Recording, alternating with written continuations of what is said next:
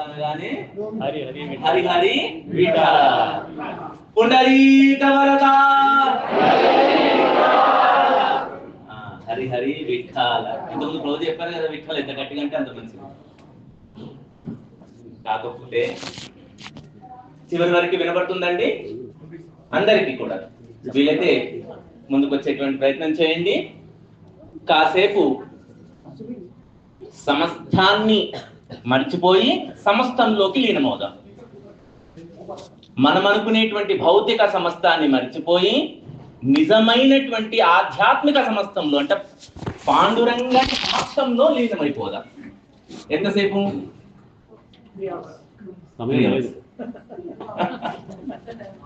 చాలా ఓపిక చేసుకుంటూ మనం వినే ప్రయత్నం చేద్దాం.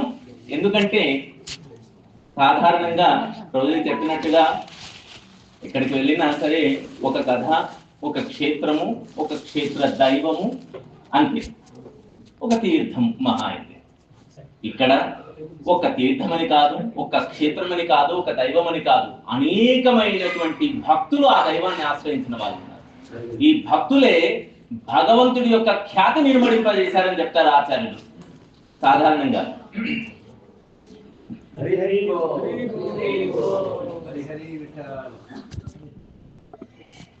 తెలుగులో చక్కటి కీర్తన ఒకటి ఉంది. స్వామిని కీర్తిస్తూ, మన కీర్తన ఎట్లాగో పాడలేను కానీ అర్థాన్ని చెప్తున్నాను ఒక మాటలో. స్వామి, నా చేత నీకు కీర్తి, నీ చేత నాకు పుణ్యము అని. అంటే ఆచార్యులు పాడుతూ ఉంటే భక్తుల చేత భగవంతుడి యొక్క కీర్తి పెరిగిందట. అటువంటిది ఎక్కడైనా ఉంటుందా అని అనుమానం వచ్చింది. హనుమాచార్యుల వారి కీర్తనలో ఉంది ఈ డైలాగ్.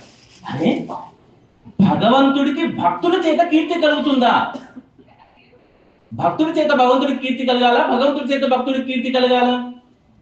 ఎవరి చేత కలగాలి? కాదు కాదు, ఇక్కడ భక్తుడి చేతనే భగవంతుడికి కీర్తి కలిగిందట.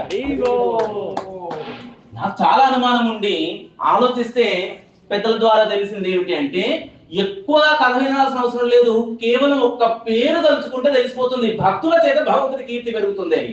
ఏమిటయ్యా పేరు అంటే పండరపురామికి పండరపురము. ఈ పేరుతోనే మొదలైతారు. పండరపురము అంటే తిరుపతి, అంటే అక్కడ ఉండేటువంటి నాథుడు. తిరు అంటే పుణ్యమైనటువంటిది, దానికి నాథుడైనటువంటి వాడు వెంకటేశ్వరుడు. ఆయన పేరు మీదే ఆయనది.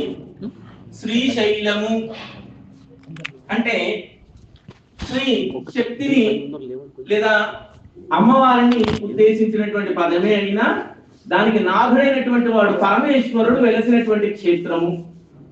శ్రీరంగము, రంగనాథుడు వెలసినటువంటి క్షేత్రము.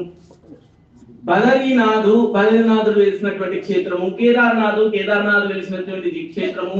జగన్నాథుడు వెలిసినటువంటి క్షేత్రము. మరి పాండురంగడు వెలిసినటువంటి క్షేత్రాన్ని ఏమని చెప్పాలి? పాండురంగము అనాలి నిజానికైతే. మనం ఏమంటున్నాము? ఊరిని ఏమండి?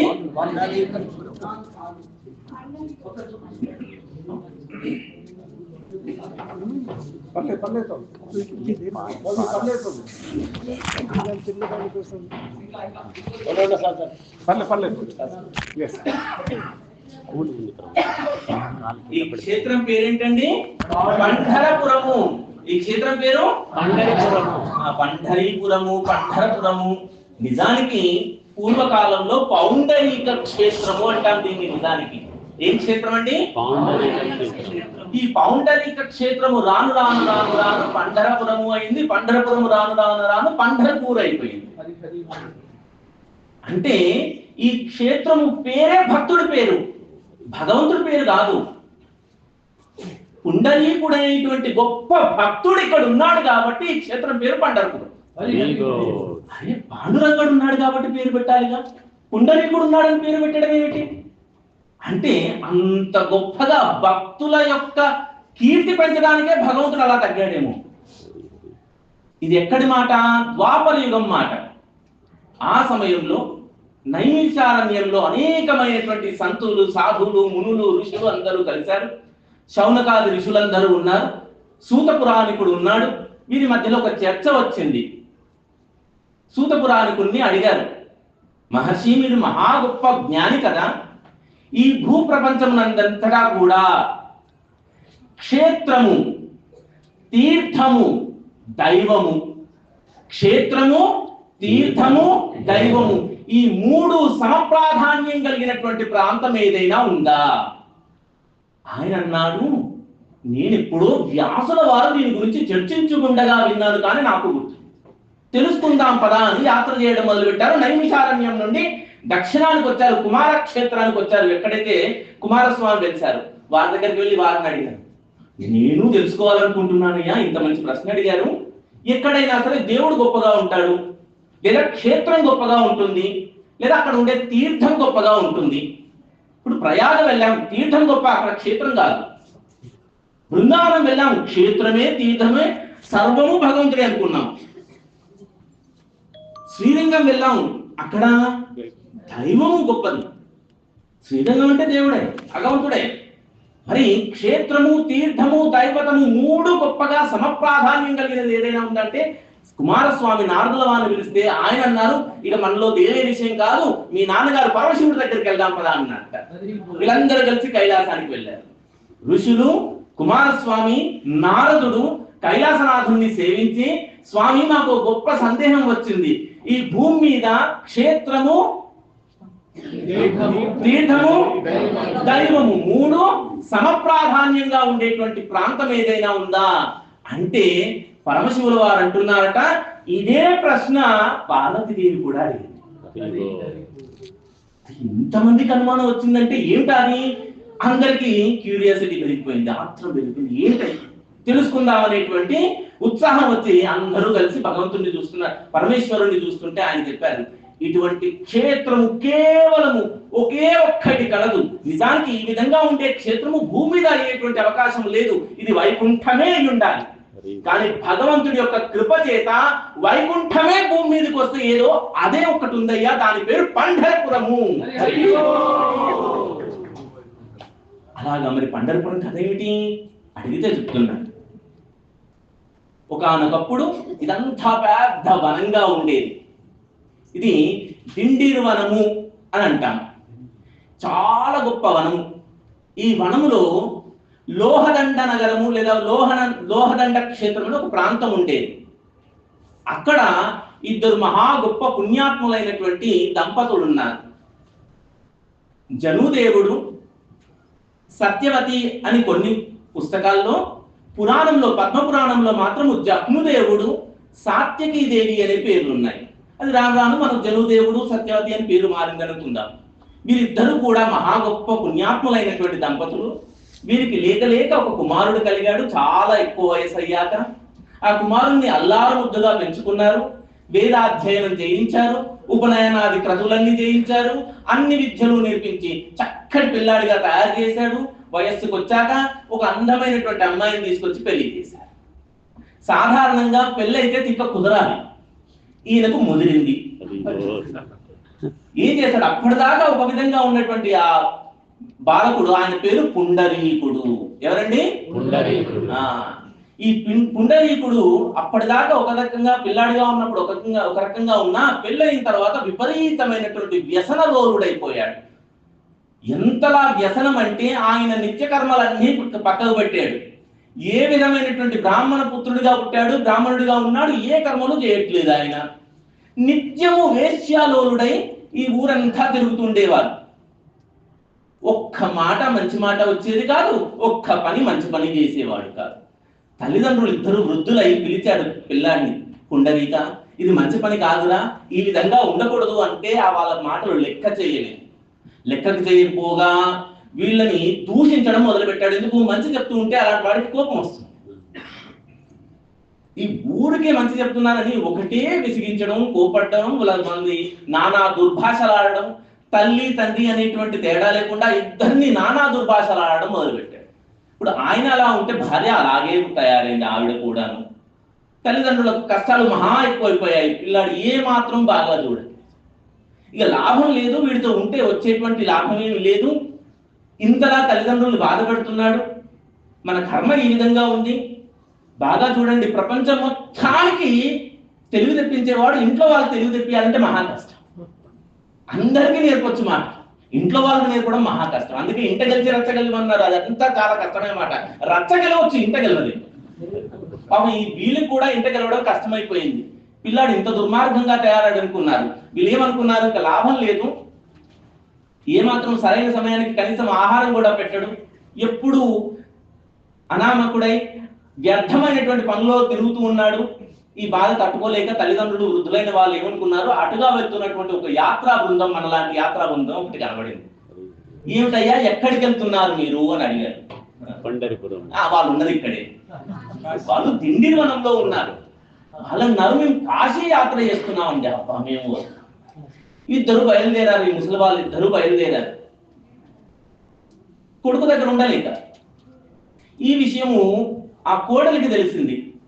ఆవిడ అన్న అత్త మా అమ్మ ఇద్దరు కూడా యాత్రలు తిరుగుతారా, యాత్రలు నేను వెళ్తాను అనుకుంది ఆవిడ.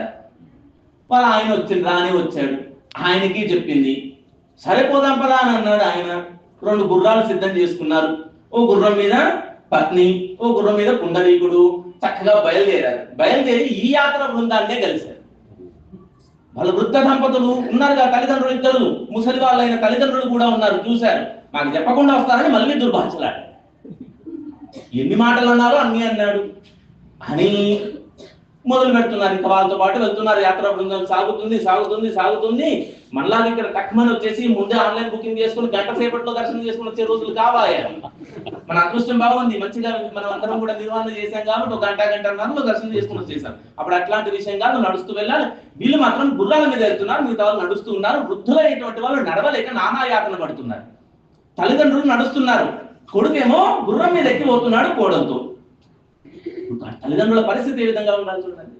నడవడం కష్టమవుతుంది వాళ్ళకి, అయినా వాళ్ళని పట్టించుకోలేదు. ఈ నడుస్తూ మధ్యలో విడిది చేస్తూ నడుస్తూ విడిది చేస్తూ వెళ్తూ ఉండగా దారి మధ్యలో ఇంకాస్త దూరంలోనూ ఇంకప్పుడో కాశీ క్షేత్రం వస్తుందనగా ఒక మంచి ఆశ్రమం ఒకటి కనబడింది. ఆశ్రమం కనబడగానే వాళ్ళు అనుకున్నారట, చాలా ఆలస్యం అయిపోయింది, చీకటి పడుతుంది కాబట్టి ఇక్కడ మనం విశ్రాంతి తీసుకుందాం అనుకున్నారు. యాత్రా బృందం వాళ్ళందరూ అందరూ అక్కడ విడిది చేశారు. ఈయన విడిది చేశారు. ఆ ఆశ్రమము చాలా గొప్పగా వెలుగుతూ ఉంది. దీపాలతో కాదు, తేజస్సుతో, తపశక్తితో వెలుగుతూ ఉన్నట్టుగా ఉంది గొప్ప ఆశ్రమం. ఈ ఆశ్రమము కుక్కుట ముని అనేటువంటి ముని యొక్క ఆశ్రమం. ఈ ఆశ్రమం దగ్గర వీళ్ళందరూ పడుకున్నారు. అందరికీ నిద్ర పట్టింది. పుండరీకుడికి మాత్రం నిద్ర పట్టలేదు. 12 అయింది, 1 గంట అయింది, 2 అయింది, 3 అవ్వబోతుంది. తెల్లవారుజాము 3.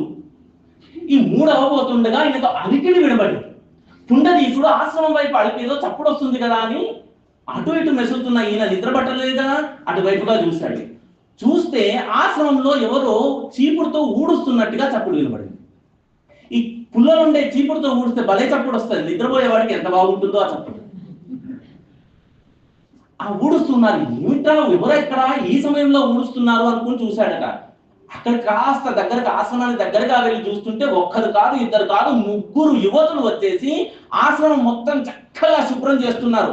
ఆశ్రమంలో పడ్డటువంటి దుమ్ము ధూళి అంతా ఊడి చేస్తున్నారు, నీళ్లతో చల్లుతున్నారు, ముగ్గులు పెడుతున్నారు.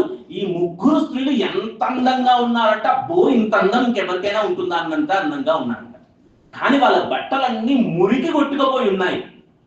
ఏమిటి, ఒక ముని ఆశ్రమం అని చెప్పారు, కుక్కుట ముని యొక్క ఆశ్రమము. ఇక్కడ ఈ 3 యువతలు ఎందుకున్నారు? వీళ్ళు ఇంత అందగత్తలై ఉండి ఆ మలినమైనటువంటి మురికి బట్టలు ఎందుకు కట్టుకున్నారు? కట్టుకున్నారేమో, ఇక్కడికి వచ్చి ఈ పనులన్నీ ఎందుకు చేస్తున్నారు? ఈ ఊడవడం ఏమిటి, చెత్త తీసి పెట్టడం ఏమిటి, చక్కగా నీళ్లు చల్లడం ఏమిటి, కల్లాపి చల్లడం ఏమిటి, రంగపు పనులు వేయడం ఏమిటి అని ఆశ్చర్యపడుతూ చూస్తూ ఉన్నాడు. అలా చూస్తూ ఉండగానే ఈ పనులన్నీ అయిపోగానే ఆ 3 యువతలు కూడా గొప్ప దివ్య సౌందర్యమూర్తులై బయటకు వస్తున్నారు. వారి బట్టలు కానీ వారి కానీ ఆభూషణాలు దేవతా రూపాల్లా కనబడుతున్నారు. ఇప్పుడు అని ఇప్పటిదాకా మురికి కొట్టుకుపోయి ఉన్న వాళ్ళు ఇప్పుడు ఒక్కసారిగా ఏమిటిది ఆశ్చర్యపోయాడు.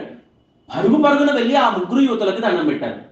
ఎవరు మీరు, ఇంత అందంగా ఉన్నారు, నేను ఆశ్చర్యపోతున్నాను. ఇంత ముందేమో మీరంతా కూడా ఎట్లా ఉన్నారు, ఇప్పుడు ఎలా అయిపోయారు, దేవతల్లా కనబడుతున్నారు. అంటే అందులో ఒక ఆవిడ నిందట, ఛీ దుర్మార్గుడా, నువ్వు నాకు ముందు కనబడక పక్కకు జరుగు అని.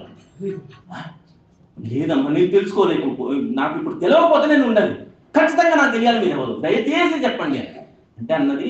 నీకు చెప్పాల్సి వస్తుంది చూడు అంటూ చెప్తుంది ఆవిడ. నేను పరమపావని అయినటువంటి గంగాదేవిని. ఎక్కడ? హరిద్వారం నుండి ప్రవహిస్తూ కాశీ క్షేత్రం నుండి ప్రవహించేటువంటి గంగా అనే దేవిని నేను. ఈవిడ యమున. ఎవరండి? మన బృందావనంలో నుండి ప్రవహిస్తూ ఉంది, కృష్ణుడి లీలలన్నీ చూస్తున్నటువంటి యమునాదేవి. అదిగో అక్కడుంది ఆవిడ సరస్వతీదేవి. మేము ముగ్గురము కూడా 3 పుణ్య నడాలము అని చెప్పారు. ఏమిటి? గంగా యమున సరస్వతుల మీద. అవును మేము. మరి ఏంటి కదా, మేమందరం కూడా భగవంతుడి యొక్క శక్తి చేత, భగవంతుడు మాకు ఆ శక్తిని ఇచ్చాడు. ఏమిటి? మాలో ఎవరైతే మునుగుతారో వారి పాపాలన్నీ కడిగి వేయబడతాయి. వాళ్ళ పాపాలన్నీ కడిగేసుకుంటున్నారు. అందరూ ఎంతో మంది వస్తున్నారు, మునుగుతున్నారు, పాపాలు కడిగేసుకుని వెళ్ళిపోతున్నారు. కానీ అవి మాకు అంటుకుంటున్నాయి. కాబట్టే మాకు ఈ రూపాలు వచ్చాయి ముందు. అందుకే మాకు వారి యొక్క పాపాల ద్వారా అంటినటువంటి ఈ మురికంతా కూడా పోగొట్టాలంటే ఏం చెయ్యాలని చెప్పి ఆలోచించగా ఇక్కడికి వచ్చాం. ఈ క్షేత్రంలో ఈ మునీశ్వరుడి యొక్క ఆశ్రమాన్ని చూసాం. ఈ ఆశ్రమాన్ని మేము చక్కగా నీట్గా చక్కగా శుభ్రం చేసి, శుద్ధి చేసి, ఊడ్చి, కల్లాపి చల్లి ముగ్గులు పెట్టామా. ఈ ఆశ్రమము యొక్క ముని యొక్క ఆశీర్వాద బలము చేత, ఆయనకు సేవ చేసినటువంటి బలము చేత, గురువులకు సేవ చేసినటువంటి బలము చేత మా యొక్క పాపాలు కూడా తొలగిపోతున్నాయి. ఇప్పుడు ఈయన ఆశ్చర్యం వేసింది. అమ్మ, అంత గొప్ప ముని ఎవరైనా? ఏమని చెప్పాం పేరు? ఎందుకు అలా పోతుంది అంటే, ఆయనకు ఆ శక్తి ఎలా వచ్చింది అది నువ్వు తెలుసుకో. నువ్వు మాత్రం దూర్తుడివి, పరమ దూర్తుడివి నువ్వు. ఎందుకు? నేను చెప్పను. ఆవిడ కోపంగా వెళ్ళిపోయింది. ఈయనకు ఇంకా ఆ ఉత్సాహం ఇంకా పెరిగిపోయింది. ఏమిటి? పరమ పావని అయినటువంటి గంగాదేవి యొక్క మలినాన్ని కూడా తొలగించేటువంటి ముని ఆశ్రమమా ఇది అంటూ ముని దగ్గరికి వెళ్ళి ఆయన కాళ్ళ మీద పడిపోయి, స్వామి, మేము కాశీ యాత్రకు వెళ్తున్నాము. ముందుగానే అడగలేదుగా, మేము ప్రశ్న అడిగాడు. కాశీ క్షేత్రం ఇంకా ఎంత దూరంలో ఉంది? ఏదో మనం మాట కలపాలంటే ఏదో మాట చెప్పాలి కదండి ముందు. ఎంత దూరంలో ఉంది అన్నట్ట. ఆ ముని అన్నాడు, కాశీ క్షేత్రమా? కాశీయా? నాకు తెలియదయ్యా. ఎంత దూరంలో ఉందంటే, ఇంత దూరంలో ఇక్కడ నుండి ఉంటుందనే విషయం కూడా నాకు తెలియదయ్యా అన్నాడు. అరే, కాశీకి దగ్గరలో ఉన్నాడు, ఎంత దూరంలో ఉందో తెలియదు, అసలు అది ఉందని కూడా తెలియదు. మరి ఈయనకంత పుణ్యం ఎట్లా వచ్చింది? కాళ్ళ మీద పడిపోయాడు, ఇంకా లాభం లేదు. పడిపోయి నీకు ఇంత శక్తి ఎలా వచ్చిందండి? నేను చూశాను, గంగా యమున సరస్వతుల పుణ్యనది అందరూ కూడా దేవతల రూపాల్లో వచ్చి వారి మలినాన్ని తొలగించుకొని వెళ్ళిపోతున్నారు. ఏం చేస్తున్నారయ్యా మీరు? ఏ దేవుణ్ణి ఉపాసిస్తున్నారు? ఏ మంత్రాన్ని ఉపాసిస్తున్నారు? ఏ వేదాలను పఠించారు? ఏ హోమాలు యజ్ఞాలు చేస్తున్నారు? నాకు తెలియజేయండి, నేను కూడా అంత శక్తిని సంపాదించాలనుకుంటున్నాను అన్నమాట. అయ్యా, నేను ఏ దేవుణ్ణి స్మరించట్లేదు, ఏ ఉపాసన చెయ్యట్లేదు, ఏ మంత్రము నాకు రాదు. నేను భగవంతుడి యొక్క ఆరాధన చేస్తాను. ఎందుకు? మా నాన్నగారు నాకు నేర్పించారు. భగవంతుని నిత్యము సేవిస్తున్నాను, అంతే. మా నాన్నగారు చెప్పిన విధంగానే ప్రత్యేకంగా నేను చేసింది ఏమీ లేదు. కానీ నేను నిత్యము నా వృద్ధులైనటువంటి తల్లి తండ్రి ఇద్దరిని కూడా దేవతల్లా కొలుస్తున్నాను. నా దేవతలు వీరే, మా అమ్మ నాన్నే నాకు దేవత. నేను నా తల్లిదండ్రులను కొలవడం చేతనే నాకు ఈ శక్తి తప్ప నాకు ప్రత్యేకంగా శక్తి లేదు. ఇప్పుడు పుండరీకుడికి అర్థమైంది, తల్లిని తండ్రిని సేవించడం చేత కుక్కుటమునికి ఆ శక్తి వచ్చింది. ఆ శక్తి ఎటువంటి శక్తి? పుణ్యనగాలన్నీ కూడా వాటి యొక్క మలినాన్ని తొలగించుకునేంత గొప్ప శక్తి వచ్చింది. ఇదే విషయాన్ని తెలుసుకొని కాళ్ళ మీద పడ్డాడు. ఇంకా లాభం లేదు. నిజమైనటువంటి తీర్థము, నిజమైనటువంటి క్షేత్రము, నిజమైనటువంటి దైవము నా ఇంటే కదలాడుతుంది. 1 కాదు, 2 కాదు, 4 పాదాలతో కదలాడుతుంది. 2 పాదాలు మా నాన్నవైతే 2 పాదాలు మా అమ్మవి. నేను తెలుసుకోలేకపోయాను. ఈ 4 పాదాలను సేవిస్తే నేను సమస్తమైన తీర్థాలు సేవించినట్టే అన్నట్టు తెలుసుకుని వెంటనే పరుగున వెళ్ళి వృద్ధులైనటువంటి ఆయాసపడుతూ పడుకున్నటువంటి తల్లిదండ్రుల పాదాల మీద పడి వారిని నిద్రలేపి ఆ గుర్రాల మీద వాళ్ళని ఎక్కించుకొని అటు నుండి కొందరంటారు కాశీ క్షేత్రానికి వెళ్ళి దర్శనం చేసుకుని వచ్చారని, కొందరంటారు లాభం లేదు మనం వెళ్ళిపోదాం వెనక్కి అని అన్నారు. ఏదో మొత్తానికి దర్శనం చేసుకున్నారు, వెనక్కి వచ్చేసారు. లోహదండ క్షేత్రం అనే ఈ క్షేత్రం దగ్గరికి, దిండిర్వాణం అనేటువంటి ఈ క్షేత్రం దగ్గరికి వచ్చేసి ఆ రోజు నుండి అమ్మను నాన్నను దైవంలా భావిస్తూ సేవ చేయడం మొదలు పెట్టాడండి. ఎవరు? పుండరీక వరదా. ఇట్లా రావడం లేదు, మనకి రావాలంటే పుండరీక వరద గోవిందా. ఇది మనకు. గోవిందుడైనా విఠలుడైనా పుండరీకవరదుడే ఆయన. ఆ పుండరీకుడు ఈ పుండరీకుడే. ఇంత జరుగుతున్నప్పుడు ఇదంతా ద్వాపరం. ఈ సమయంలో కృష్ణుడు ఉన్నాడు. ఎక్కడున్నాడండి కృష్ణుడు? ద్వారకలో. ఎట్లా ఉన్నాడు? మహారాజ వైభవంతో ఉన్నాడు. మన ద్వారక దర్శనం చేసుకున్నాము. ఎంత వైభవంగా ఉంటాడు. శంఖము చక్రము ధరించి, గదా చక్రము ధరించి ఉంటాడు. అక్కడ రాజులాగా వైభవంగా ఉంటాడు. ఈ ద్వారకలో అష్టపత్నులతో అద్భుతమైనటువంటి సేవలు పొందుతూ రాజుల ఆ సేవలు అందుకుంటున్నాడండి ద్వారకాధీశుడైనటువంటి కృష్ణుడు. ఒకానొక సమయంలో ఆయనకి గోకులం గుర్తొచ్చింది. గోకులంలో ఉండే రాధారాణి గుర్తొచ్చింది. రాధారాణి, శ్రీమతి రాధారాణి గుర్తు చేసుకుంటున్నారు వాళ్ళు. గుర్తు చేసుకుంటూ రాధా రాధా రాధా అంటూ పలవరించాడండి. అదేంటి? కళ్ళు మూసుకొని తన మందిరంలో రాధా రాధా రాధా అంటూ పలవరిస్తూ ఉంటే, మైమరచి పలవరిస్తూ ఉంటే ఆ విషయం వినింది రుక్మిణి అమ్మవారు. నేను ఇక్కడ ఉండగా ఏమిటి ఈవిడిక్కడ ఉండగా ఆవిడ్ని కలుసుకుంటున్నాడు. ఇంకా మా స్వామికి బాధపడింది పాపం. అదేంటి, నా నాథుడు నన్ను కాకుండా రాధని తలుచుకుంటున్నాడే అనుకొని అక్కడి నుండి బాధతో అక్కడి నుండి వెళ్ళొచ్చేసింది. ఎందుకు వెళ్ళొచ్చింది? అక్కసుతో కాదు, నన్ను తలుచుకోవట్లేదనే బాధ. ఆవిడ్ని తలుచుకుంటున్నాడని కాదండి. మనం లౌకికమైనటువంటి ఆలోచనతో ఆలోచించకూడదు. ఆవిడ అక్కడి నుండి వచ్చి నన్ను నా స్వామి ఇంకా తలుచుకోవాలంటే ఏం చేయాలో అర్థం కాని అవస్థలో ఉండి ఆమె బయటకు వచ్చేసింది. దిండిరి వనం అనేటువంటి ఈ వనానికి వచ్చి తపస్సు చేసుకుంటూ ఉంది ఆవిడ. ఎవరండి? రుక్మిణి అమ్మవారు తపస్సు చేసుకుంటూ ఉంది. ఈయన కాసేపటికి మేలు కాల్చి, ఈయన జగన్నాటక సూత్రధారి, మామూలు నాటకాలు ఆడాడు. ఈయన ఎందుకన్నాడో తెలియదు, ఆవిడ ఎందుకు వెళ్ళిందో తెలియదు. మనకి ఆయనకు అన్నీ తెలుసు. రుక్మిణీదేవి లేదని తెలుసుకొని రుక్మిణీదేవిని ఎలాగైనా బతిమాలి బామాలి తెచ్చుకోవాలి కదా. తప్పని పరిస్థితి. భర్తలకు ఉండేటువంటి కష్టాలకి అమ్మగారింటికి వెళ్ళిపోతే తెచ్చుకోవచ్చు. కానీ ఈమె అమ్మగారింటికి వెళ్ళలేదా? ఈమె వచ్చింది దిండిరి వనానికి వచ్చి తపస్సు చేసుకుంటూ ఉంది. ఈయన తెలియదు కదా. ఈయన అనుకున్నాడు వెతుకుదాం పదా అని చెప్పేసి మథురకు బయలుదేరాడండి. ద్వారక నుండి మథుర అంతా వెతికాడు. అక్కడ ఎందుకు ఉంటుంది ఆవిడ? గోకులానికి వెళ్ళాడు ఈయన. చూడండి, గోకులంలో ఉంటుందా? వెళ్ళాడు, గోకులం అంతా తిరిగాడు, స్నేహితుల్ని కలుసుకున్నాడు. అక్కడ గోవులన్నింటినీ పాదు చేసుకున్నాడు. ఒక దగ్గర తెచ్చుకొని ఏమిటి ఇంత ముందులాగా శంఖము చక్రము కాదు, ఓ కోల పట్టుకున్నాడు. ఆవులు కాసేటువంటి వంపు కోల పట్టుకున్నాడు. గజ్జలు ఉండేటువంటి వంపు కోల పట్టుకొని గోవులన్నిటినీ పెట్టుకొని ఈ గోవులన్నిటినీ ఎక్కడి నుండి? గోకులం నుండి తోలుకుంటూ వస్తున్నాడండి. గోకులం ఉత్తరప్రదేశ్ లో ఉండేటువంటి బృందావనము వ్రజభూమిలో ఉండేటువంటి గోకులంలో నుండి గోవులను పట్టుకొని ఆ మువ్వలు ఆయన కదులుతూ ఉంటే అడుగుల యొక్క చప్పుడికి ఆ గజ్జలు గల్ గల్ అంటూ ఉంటే, ఆవుల డెక్కల చప్పుడు వాటికి తాళాలు వేస్తూ ఉంటే, చక్కగా ధూళి ఎగుస్తూ ఉంటే ఎంత అద్భుతమైనటువంటి మనోహర దృశ్యం సంభవించిందో. అలా వస్తూ వస్తూ వస్తూ దిండిరి వనం దాకా వచ్చాడండి. ఈ దిండిరి వనానికే వచ్చాడు. వచ్చి ఈ పక్కనే శ్రీక్షేత్రము గోపాలపురము అని ఉంటుంది. అక్కడ ఆవులన్నింటినీ ఆపేశాడు ఆయన. రేపు మనం చూడబోతాం ఈ గోపాలపురిని. అక్కడ ఆవులన్నింటినీ అక్కడ ఆపి ఆయన ఒక్కడే నడుచుకుంటూ ఆ వంపుకోల పట్టుకొని ఇక్కడ వరకు మోకాల వరకే ధోతి కట్టుకొని నడుముకు 3 వరసలు ఉండేటువంటి బట్ట చుట్టుకొని ఈ మోచేతికి బాహుభూషణాలు పెట్టుకొని ఈ మణికట్లకి రెండేసి కంకణాలు పెట్టుకొని మెడలో చక్కటి కౌస్తుభమాల పెట్టుకొని ఏమిటి ఎంత చక్కగా ఉన్నాడో ఆయన.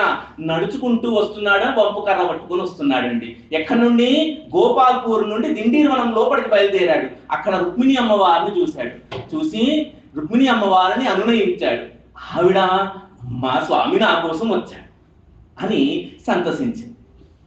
సంతసించి రుక్మిణీదేవి ఇంకొకరి కోసం నిజానికి వచ్చాను నేను. నాకు తెలుసు ఇంత కష్టపడి నేను ఇక్కడికి వచ్చి తపస్సు చేసుకుంటే నా కోసం వచ్చావనుకుంటున్నాను నేను. నా కోసం కాదని వచ్చింది, నీ కోసమే వచ్చాను, అందుకే కాదు నీ దగ్గరకు వచ్చింది కానీ అన్నాడు. అయిపోయింది. ఇంకొక ఆయన మహాభక్తుడు రోజు నన్ను స్మరిస్తూ ఉన్నాడు. రోజు నన్ను స్మరించే అపరభక్తుడు ఉన్నాడు.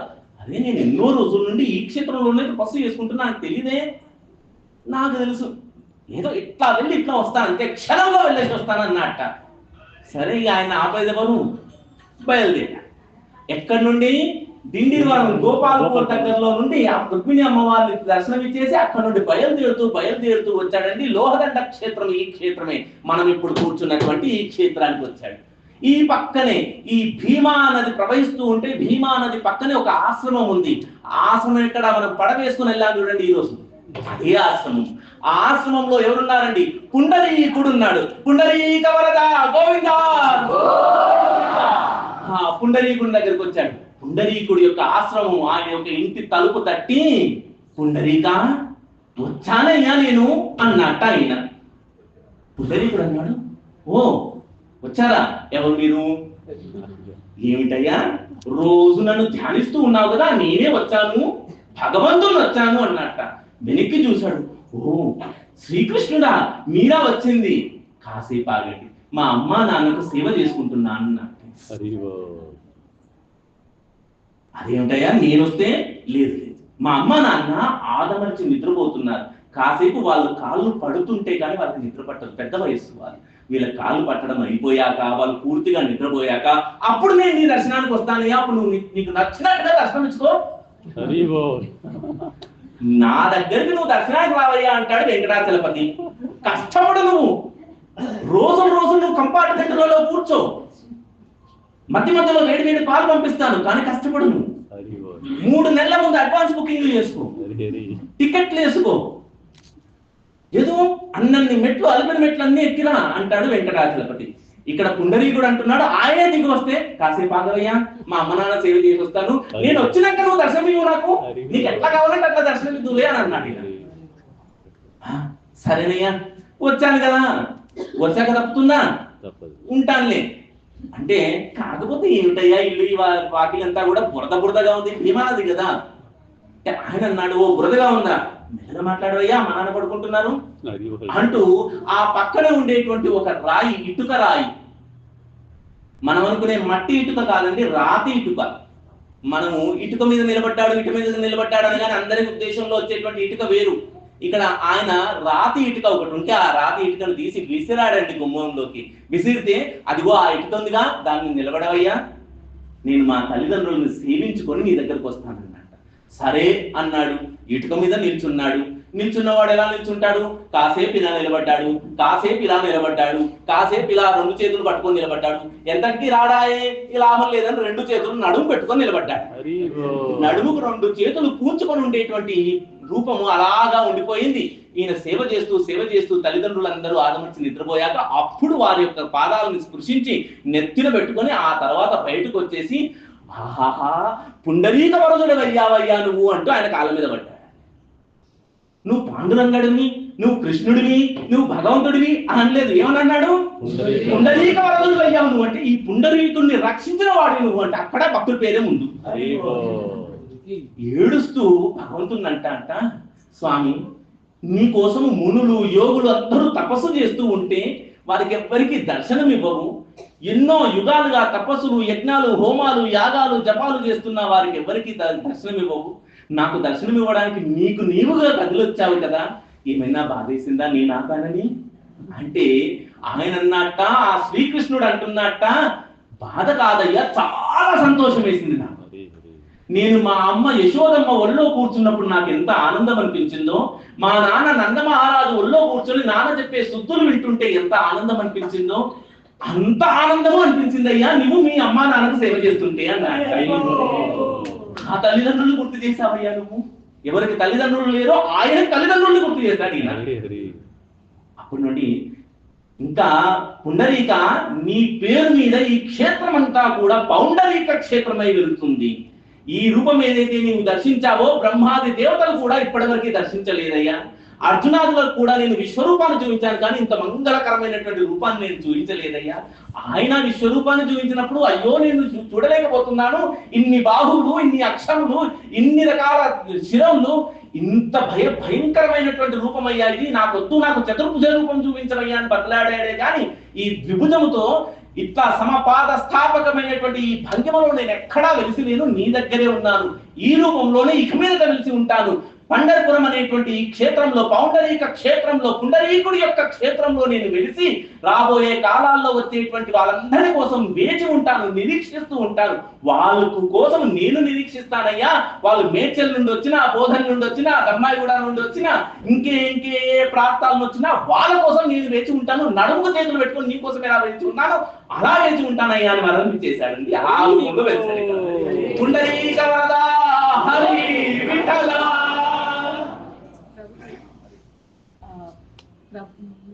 పాండురంగ విఠల అయితే ఆయన కోసం ఇలా నిలబెట్టారు.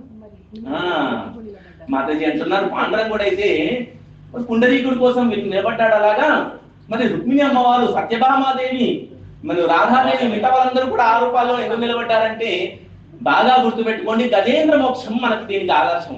ఏమిటి? గజేంద్రుని రక్షించడానికి కోసము స్వామి పరుగు పరుగున వస్తున్నాడు.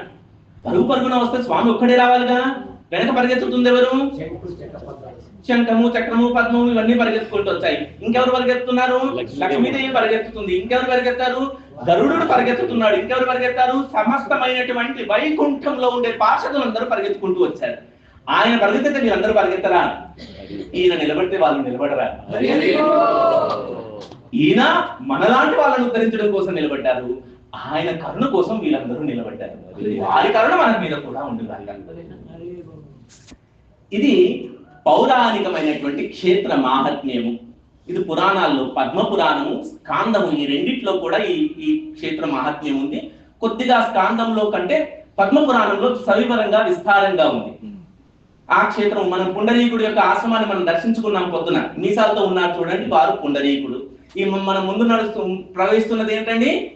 భీమా నది. ఇది భీమశంకర్ అనేటువంటి ప్రాంతంలో త్రిపురాసురులు అనేటువంటి రాక్షసుల్ని సంహరించిన తర్వాత త్రిపురములను దహించినటువంటి శివుడు మహా ఉగ్ర రూపాన్ని దాల్చి భీమ రూపాన్ని దాల్చినటువంటి శివుడు భీమశంకరం అనేటువంటి ప్రాంతము పక్కనే సహ్యాద్రి పర్వతాలు ఉంటాయి. ఆ భీమశంకర ప్రాంతంలో తపస్సు చేస్తూ ఉండారట, ధ్యానం చేస్తూ ఉండిపోయారు పరమశివుడు. ఆయన ధ్యానం చేస్తూ భీమాకృతి దాల్చినటువంటి శివ రూపము ధ్యానం చేస్తూ ఉంటే అక్కడ ఆయన నుండి స్వేదము బయటకు వచ్చింది. చెమట పట్టి చెమట బయటకు వచ్చింది. ఆ చెమటే బయటకు వస్తూ ఒక నది రూపాన్ని తీసుకొని ఉగ్రహంగా ప్రవహిస్తుంది. ఎంత ఉగ్రహంగా అంటే వచ్చేటువంటి దారిలో ఉండేటువంటి అన్నింటినీ తనలో కలిపేసుకుంటూ ఉగ్ర ప్రవాహంగా వస్తూ వస్తూ ఎక్కడి నుండండి? భీమశంకర జ్యోతిర్లింగ క్షేత్రం నుండి ప్రవహిస్తూ ప్రవహిస్తూ ప్రవహిస్తూ ఇక్కడ పుండరీకుడు యొక్క ఆశ్రమం మనం చూసామే పడవేసుకుని వెళ్ళి ఆ ఆశ్రమం దాకా అంత వేగంగా చప్పుడు చేస్తూ అన్నింటినీ తనలో కలిపేసుకుంటూ ముంచేసుకుంటూ ఉగ్రరూపమైనటువంటి నది వచ్చిందండి. నది రాగానే అప్పటికే పుండరీక వరదుడైనటువంటి పాండురంగడు ఇక్కడ వెలిశాడు. ఈ క్షేత్రాన్ని రక్షిస్తున్నటువంటి భీమ భైరవుడు అనేటువంటి క్షేత్రపాలకుడు ఆ లోహదండం దగ్గర ఏమిటి పుండరీక క్షేత్రం మన ఆశ్రమం దగ్గర ఆయన ఉండి ఇంత వేగంగా వస్తున్నటువంటి నది రూపాన్ని చూసి పెద్ద లోహదండాన్ని తీసుకొని అంటే గదను తీసుకొని నదిని గట్టిగా మోదాడంటండి. మోదగానే భయభీతులైనటువంటి ఈ నది వణుకుతూ ఆగిపోయింది. వెంటనే పుండరీక వరదుడైనటువంటి పాండురంగడు ప్రత్యక్షమై, ఓ నదీ జలమా, నీవు పరమశివుడి యొక్క స్వేదం నుండి వచ్చావు, భీమాకృతి దాల్చి వచ్చావు అంటే భయంకరమైన పెద్ద రూపాన్ని దాల్చి వచ్చావు. కాబట్టి ఇప్పటి నుండి నీవు భీమరథి అనే పేరు మీద సార్థకమవుగాక. నీవు గంగా, యమున, సరస్వతి ఆది పుణ్య నదుల యొక్క సమస్తమైనటువంటి శక్తి అంతా కూడా నీలో ఉండుగాక. గంగలో మునిగిన దానికంటే ఎక్కువగా శక్తి నీలో మునిగిన వాడికి వచ్చుగాక అంటూ వరమిచ్చి అభయమిచ్చి ఇక్కడ నుండి నెమ్మదిగా ప్రవహించమ్మా అంటే ఆవిడ శాంతించి నెమ్మదిగా ప్రవహించడం మొదలుపెట్టింది. అందుకే భీమా నది సాధారణంగా నెమ్మదిగా ప్రవహిస్తుంది. ఉగ్రరూపం సాధారణంగా ఉండదు. అందుకే అంత హాయిగా మనం పడవేసుకుని అక్కడ దాకా వెళ్ళగలిగాం. అయితే మరి అదేంటండి పొద్దున చంద్రభాగా అన్నారు గురుగారు అంటే, ఇక్కడికి రాగానే తూర్పు దిశ నుండి వంపు తిరిగి గుడి ఏ విధంగా ఉందో దానికి ఇబ్బంది కలగకుండా వంపు తిరిగి దక్షిణం వైపు వెళ్ళిపోయిందండి. ఇలా వంపు తిరిగేసరికి అది చంద్రవంకను పోలింది కాబట్టి ఇది చంద్రభాగా నది అనే పేరు దీనికి స్థిరపడింది. చంద్రభాగా నదికి ఇక్కడ ఎవరైతే చంద్రభాగా నది దర్శనం చేసుకున్నారో అది తీర్థము. ఇది నది కాదు, ఇదేంటండి తీర్థము. ఈ పుండరీకుడు వెలిసినటువంటి ఈ క్షేత్రం అంతా పౌండరీక క్షేత్రము. ఇది క్షేత్రము. ఇక్కడ వెలిసినటువంటి విఠలుడు దైవము. ఈ మూడు సమప్రాధాన్యము. అంటే పాండురంగడి యొక్క పాదాలు స్పర్శిస్తే మనకి ఏ పుణ్యము, చంద్రభాగా నది దర్శనం చేసి అందులో మునకేసినా అదే పుణ్యము, ఈ క్షేత్రంలో అడుగు పెట్టినా అదే పుణ్యము. మూడు సమప్రాధాన్యమైనవి అని చెప్పారండి. ఇది భీమా నది యొక్క చరిత్ర. ఇక్కడ నుండి కాస్త ముందుకెళ్ళి కర్ణాటక రాయచూరు ప్రాంతంలో కృష్ణా నదిలో ఇది కలుస్తుంది. మన దగ్గర తెలంగాణలో ప్రవహించే దాంట్లో కూడా భీమా నది తీర్థం కూడా కలిసే ఉంటుంది. అట్లాగే మరి ఇంకొక గొప్ప విషయాన్ని మనం గుర్తు చేసుకుందాము. ద్వారక యాత్ర చేస్తాం, గుర్తుందా? చాలా మంది ఇందులో ఉన్న వాళ్ళు ఉన్నారు ద్వారక యాత్ర చేసిన వాళ్ళు. గోమతి నది స్నానం చేసిన తర్వాత గోమతి నది నుండి దాటి మనము పంచనద తీర్థము అనే ఓ తీర్థానికి వెళ్ళాం. మనం గుర్తులేదు, ఏముంది అక్కడ? పాండవులు 5 బావులు ఉన్నారు, పంచ పాండవులు. 5 బావుల్లో ఒక్కొక్క బావిలో ఋషుల యొక్క శక్తి చేత ఒక్కొక్క నది పుణ్యనది తీర్థాన్ని అక్కడ స్థాపించేశారు. అందులో చివరి వాడైనటువంటి సహదేవుడు తన యొక్క శక్తి చేత ఆయన స్మరించి ఆ బావిలో ఆవాహన చేసుకున్నటువంటి తీర్థము ఈ చంద్రబాగా నది తీర్థమే అక్కడికి వెళ్ళింది. కాబట్టి అక్కడ కూడా మనం దర్శనం చేసుకున్నాం, మళ్ళీ ఇక్కడ దర్శనం చేసాం. ఇది చంద్రబాగా పుండరీక క్షేత్రము. ముందుకు నడుచుకుంటూ వెళ్ళాము. అటువైపు ఎడమ వైపు ఏముందండి? ద్వారకాధీశుడు మందిరం ఉంది. దండం పెట్టుకున్నాం. దండం పెట్టుకోకుండా కాస్త ముందుకు వెళ్ళిపోయాం. తెలిసినా తెలియకుండా ముందుకు నడుస్తున్నాం. ఇక్కడ మనం ఇంకా గుడిలోకి వెళ్ళలేదు.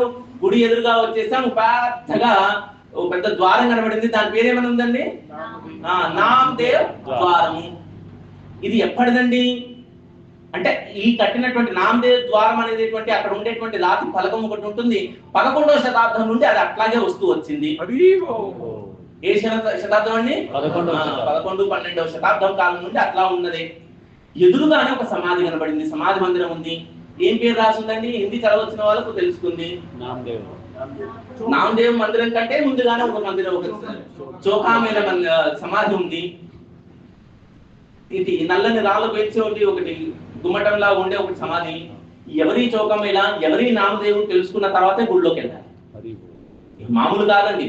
ఈ మరాఠీ భాషలో పాయరి అంటే మెట్ల అండి. ఇది 12 పాయరి అంటే 12 మెట్లు ఉన్నాయట. నామదేవ్ పాయరి అని అంటారట. అంటే 12 మెట్లు నామదేవుడి యొక్క పాయరి. ఏంటి? అక్కడే నామదేవులు వారు అక్కడే స్థితి పొంది అక్కడే ఉండిపోయారు. ఎట్లాగంటే వచ్చేటువంటి భక్తులందరూ నా మీద మెట్లలాగా ఉంటాను, నేను నా మీద నుండి వెళ్ళాలి, వారి యొక్క ధూళి నాకు కలగాలని చెప్పేసి భగవంతుడు ఎట్లాగైతే భక్తుల కోసం దిగొచ్చాడో భగవంతుడు భక్తుల యొక్క పాదధూళి నాకు కావాలనుకుంటున్నారు అక్కడ. కానీ మనం సాధారణంగా అక్కడ నుండి వెళ్ళము, పక్కన నుండి వెళ్తాము. ముఖ్యమైనటువంటి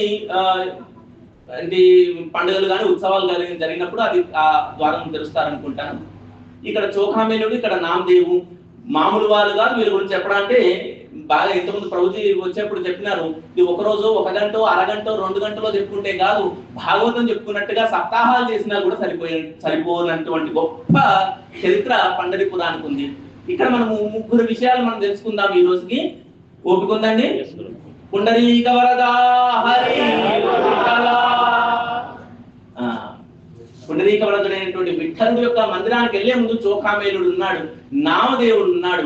వీళ్ళిద్దరికంటే ఇంకాస్త ముందు సంత్ జ్ఞానేశ్వర్ మహారాజు గారు ఇక్కడ ఈ ప్రాంతం దగ్గరలోనే ఆయన కూడా వచ్చారు. 1270వ సంవత్సరంలో జ్ఞానేశ్వర్ మహారాజ్ గారు ఇక్కడ జన్మించడం జరిగింది. వీరు 3 అన్నదమ్ములు, 1 చెల్లెళ్ళు. ఎవరికండి? జ్ఞానేశ్వర్ మహారాజ్ గారికి. ఈ జ్ఞానేశ్వరి గారి అన్నగారు నివర్తినాథ్ లేదా నివృత్తినాథ్ లేదా నివర్తి దేవా లేదా నివృత్తి దేవా, ఇలా రకరకాల పేర్లు రకరకాల పుస్తకాల్లో ఉన్నాయి. ఈయన నివృత్తినాథుడు పెద్ద ఆయన. తమ్ముడు జ్ఞానదేవ్, వారి తమ్ముడు సోపానదేవ్, చెల్లెలు ముక్తాబాయి. ఎంత మంచి పేర్లు! కేవలం చరిత్ర తెలీదు, ఈయన కథ నాకొద్దు, పేర్లు తెలుసుకున్నా చాలు మనకు ముక్తి కలుగుతుంది. ఓన్లీ పేర్లు తెలుసుకుంటే. తల్లిదండ్రులు ఎంత పుణ్యాత్ములు, ఎంత మంచి పేర్లు పెట్టారు. మనము ఎంత మంచి పేర్లు పెడతాము, మంచి పేరు పెట్టుకుంటాం. ఎంత మంచి పేరు పెడతామంటే నారాయణ అని పెట్టడానికి ఇప్పట్లో పెడుతున్నారో లేదో నాకు తెలియదు, కానీ మంచి పేరు పెట్టుకొని పిలవడము. లల్లి, పప్పి, డాలి, చింటూ, పింటూ, స్వీటీ. అయ్యో, ఎవరినైనా పిలిస్తే మీరు ఏమనుకోకండి, పిలుచుకోండి, మీ ఇష్టం. మళ్ళీ వాళ్ళ మంది పడగలరు. అది ఏదైనా కానివ్వండి. కానీ ఎంత మంచి పేర్లు. పెద్ద ఆయన పేరు నివృత్తినాథ్. నివృత్తి అంటే ఈ బాహ్య ప్రపంచమైనటువంటి భౌతికమైన వాటి అన్నింటినీ వదిలేసి త్యజించి ఉండడం నివృత్తి. నాకు ఏది అక్కర్లేదు, ఇదంతా అశాశ్వతమైనది, శాశ్వతమైనటువంటి భగవంతుడు నాకు కావాలనుకోవడం నివృత్తి. కావాలనుకుంటే ఏం కావాలి? జ్ఞానము. నువ్వెవరో తెలవాలి, భగవంతుడు ఎవరో తెలవాలి, ఎలా చేరాలో తెలవాలి, ఇది కదా జ్ఞానము. జ్ఞానం ఉంది, మరి ఏం చేయాలి? సాధన చేయాలి. సోపాన అంటే మెట్లు. సరే, భౌతికమైనటువంటి అన్నిటిని త్యజించాను, జ్ఞానాన్ని పొందాను, భగవద్ జ్ఞానాన్ని, ఆత్మజ్ఞానాన్ని పొందాను, సాధన చేసి సోపానాలు ఎక్కాను. ఎక్కితే నాకు దొరికేది ఏమిటి? ముక్తి. కాబట్టి ఆ అమ్మాయి పేరు ముక్తాబాయి. ఎంత మంచి పేరు. ఇలా పెట్టారండి తల్లిదండ్రులు ఇద్దరు కూడా. ఇంతమంది 3 కొడుకులు కూతురు ఉంటే ఎంతో సంతోషించాలి, కానీ తల్లి తండ్రి ఇద్దరు కూడా బాధపడుతున్నారు, దుఃఖపడుతున్నారు. ఎందుకు? ఇక్కడ ఉండేటువంటి ఆ క్షేత్రము ఆలింది అనేటువంటి ఆపేగావులో వీరు జన్మించడం జరిగింది. ఆ పక్కనే ఆలింది అనేటువంటి ప్రాంతం ఉంది. అక్కడ వీరు బ్రాహ్మణులైనప్పటికీ బ్రాహ్మణ సమాజం వీరిని దగ్గరికి రానివ్వలేదు. ఈ 4 పిల్లలకి దగ్గరికి రానివ్వలేదు, వాళ్ళను కలపనివ్వలేదు. తల్లిదండ్రులు బ్రాహ్మణులే కానీ కలవనివ్వలేదు. యజ్ఞోపవీతం చేయించాలి పిల్లలకి, కొడుకులకి యజ్ఞోపవీతం చేసేటువంటి వయస్సు వచ్చిందని చెప్పి తల్లి ఎంత ప్రాధాయపడిందో అందరినీ బ్రాహ్మణులు ఎవ్వరూ ఒప్పుకోలేదు వాళ్ళ ఇంటికి వచ్చి యజ్ఞోపవీత సంస్కారం చేయించడానికి. కానీ వెలిసినారనుకోండి ఒక విధంగా. ఎంత బాధపడుతున్నారు? కారణం ఏమిటంటే వీరి తండ్రి గారు అయినటువంటి, అంటే ఈ 4 పిల్లల తండ్రి గారు నిజానికి అంతకు ముందు పెళ్లి కాగానే కొన్ని రోజులకి సన్యాసించి వెళ్ళిపోయాడు కాశీ క్షేత్రానికి. మళ్ళీ గురువు గారి యొక్క ఆదేశం మేరకు సన్యాసాశ్రమాన్ని విడిచి వెనక్కి వచ్చి గృహస్థాశ్రమాన్ని స్వీకరించి, భార్యను స్వీకరించి పిల్లల్ని పొందాడు. ఈ సమాజం అంతా అన్నారు, సన్యాసులు మీకు ఏ వర్ణము లేదు, సన్యాసించిన తర్వాత మళ్ళీ గృహస్థులకు రాకూడదు అని చెప్పేసి బ్రాహ్మణులు వాళ్ళు వేరేశారు. సన్యాసుల పిల్లలకి బ్రాహ్మణత్వంలో చోటు లేదని చెప్పారు. సరే, వీళ్ళు ఎంతగా బదిలాడారు బ్రాహ్మణులందరినీ కూడా, సమాజాన్ని బదిలాడినా ఎవ్వరు వినకపోతే ప్రాయశ్చిత్తం ఏదో చెప్పండి, తప్పు చేశాం కదా దాన్ని ప్రాయశ్చిత్తం చేసుకుంటే మీ దాంట్లో ఏం చేస్తే కలుపుకుంటారు అని అన్నారు. ఏం చేస్తే కలుపుకోవడం ఏమిటి? మీరు అసలు బ్రాహ్మణులు అయి ఉండి సన్యాసించాక, సన్యాసం చేసిన తర్వాత మళ్ళీ గృహస్థంలోకి రాకూడదు, వచ్చారు అయినా పిల్లలు వచ్చారు కాబట్టి మిమ్మల్ని తీసుకోవడం లేదు, దీనికి అసలు ప్రాయశ్చిత్తమే లేదు. ప్రాయశ్చిత్తం ఒకవేళ ఉంది అంటే మీరు చనిపోవడం తప్ప ఇంకో ప్రాయశ్చిత్తం లేదన్నారు. ఇద్దరు తల్లి తండ్రి ఇద్దరు అనుకున్నారట, నా పిల్లల్ని సమాజంలో కలపడం కోసం ఏం చేయాలి, ఇంకా లాభం లేదు, ప్రాయశ్చిత్తం అంటే చనిపోవడమే కదా అని చెప్పి వాళ్ళు వెంటనే వెళ్ళేసి నదిలో దూకి ప్రాయశ్చిత్తం చేసుకున్నారు. వాళ్ళ దేహాలు వదిలేశారు.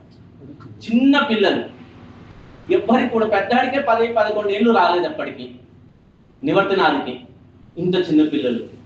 కానీ ఒక్కొక్కరు జ్ఞానంలో మహాపండిపోయినటువంటి వారు. ఎంత జ్ఞానవంతులు! ఇందులో అదృష్టము విచిత్రము చూడండి. పెద్దాడైనటువంటి నివృత్తినాథుకి ఆ 10 ఏళ్ల వయస్సులోనే దీక్ష లభించింది, గొప్ప జ్ఞానం లభించింది. నాథ్ అనేటువంటి పంక్తి ఒకటి ఉంటుంది, ఒక విధానం, సాంప్రదాయం. మనం గోరఖనాథ్ ఈ పేర్లు వింటుంటాను చూడండి. ఈ నాథ్ సాంప్రదాయంలో ఆయన దీక్షను గారు వాళ్ళ గురువు గారు. ఈయన ఏం చేశాడు? 10 ఏళ్ల వయస్సులో నివృత్తినాథు వాళ్ళ తమ్ముళ్లకు చెల్లెలకి దీక్షనిచ్చాడు ఆయన. అన్నగారు గురువు. ఎంత అదృష్టం ఉంటే ఉంటుంది, అవునా కదండి? గురువు ఎవరు? అన్నగారే గురువు అయితే ఎంత ఉండే అదృష్టం ఇంకొకటి ఉండదు. ఎందుకు? గురువు గారు గురువు అయినారు అనుకోండి, ఆశ్రమంకి వెళ్తేనే గురువు. అన్నగారే గురువు అంటే ఎప్పుడూ గురువే. కాబట్టి జ్ఞానేశ్వర మహారాజు గారికి, జ్ఞానేశ్వరికి నివృత్తినాథుడు దీక్షనిచ్చారు.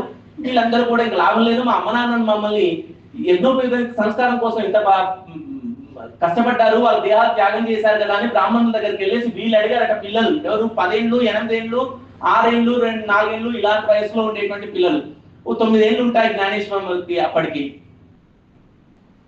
వాళ్ళు వెళ్ళి ఎక్కడికి వెళ్ళారు? ఆలయం దగ్గర నుండి పైఠాన్, లేదా ఇప్పుడు పైఠాన్ అంటున్నారో తెలీదు. పైఠాన్ పురాణంలో పైఠానపురము అని ఉంది.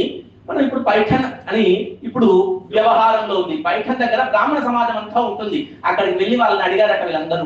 జ్ఞానేశ్వరు మాట్లాడుతున్నారు బ్రాహ్మణులందరితో. మాట్లాడుతూ ఎంతగా వాదిస్తున్నాడంటే వేదంలో ఉండేటువంటి సూత్రాలన్నీ చెప్తున్నారు, వాదోపవాదాలు అవుతున్నాయి బ్రాహ్మణులకి, వీరికి, వారికి, వీరికి. మమ్మల్ని ఎందుకు కలపరు మీరు అని ఈయన అడుగుతుంటే, ఓ ఎందుకు కలపమని వాళ్ళంటే, దానికి దీనికి ఈ సూత్రం ఇక్కడ వేదంలో ఇలా చెప్పారు కదా, ఉపనిషత్తులు అలా చెప్పారు కదా అని చెప్తున్నాడు 9 ఏళ్ల పిల్ల. అని ఇంత చిన్న పిల్లాడు ఇంత వేదం చెప్తున్నాడు, నీ పేరేమిటో అని అడిగాడట ఒక ఆయన. నా పేరు జ్ఞానేశ్వర్ అని చెప్పాడు.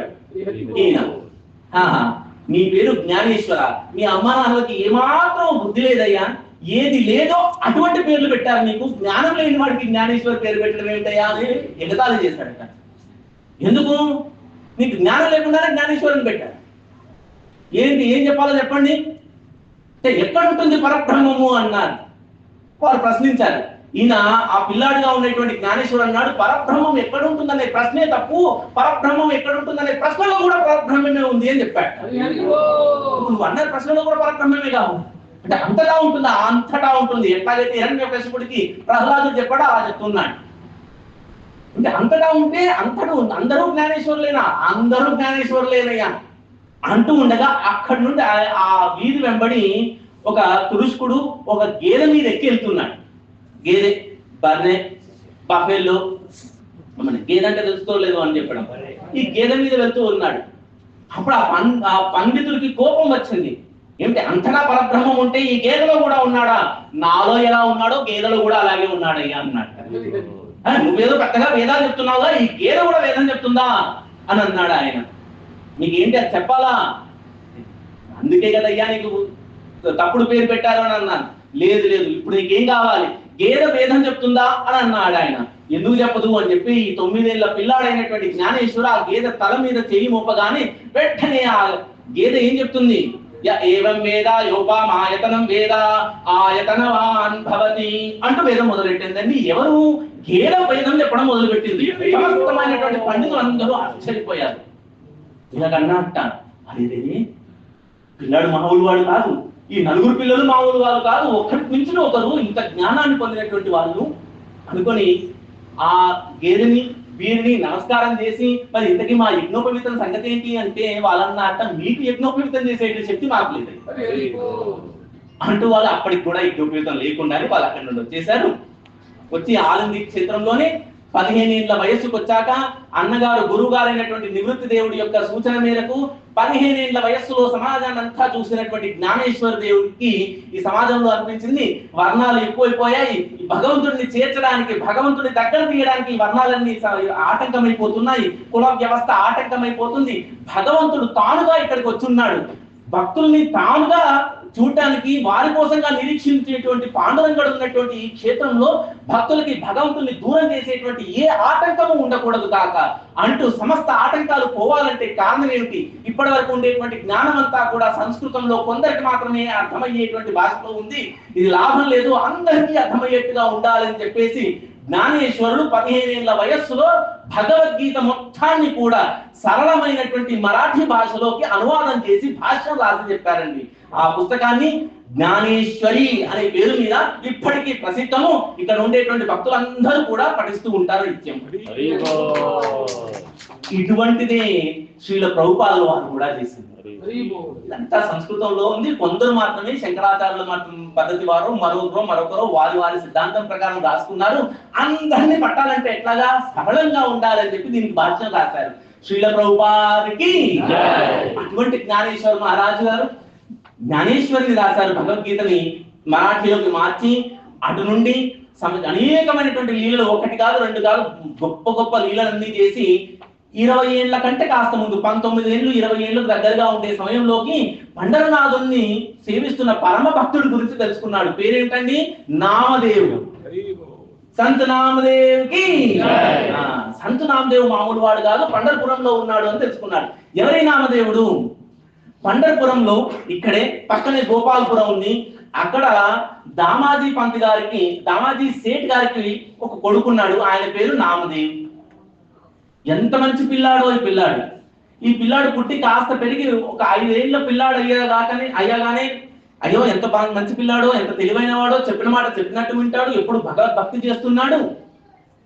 ఈ నాన్నగారు అన్నట్ట నామదేవుతోని, నాన్న ఈరోజు నేను ఉండట్లేదు, పని మీద ఊరెళ్తున్నాను, నేను ప్రతిరోజు భగవంతుడికి నైవేద్యం సమర్పిస్తాను. వాళ్ళ ఆచారం చూడండి, ఇంట్లో వండుకొని భగవంతుడికి నైవేద్యం పెట్టుకొని ఆ తర్వాత ప్రసాదంగా తెచ్చుకొని ఇంట్లో అందరూ తినాలి, లేకపోతే ఇంట్లో ఎవరికి తిండి లేదు.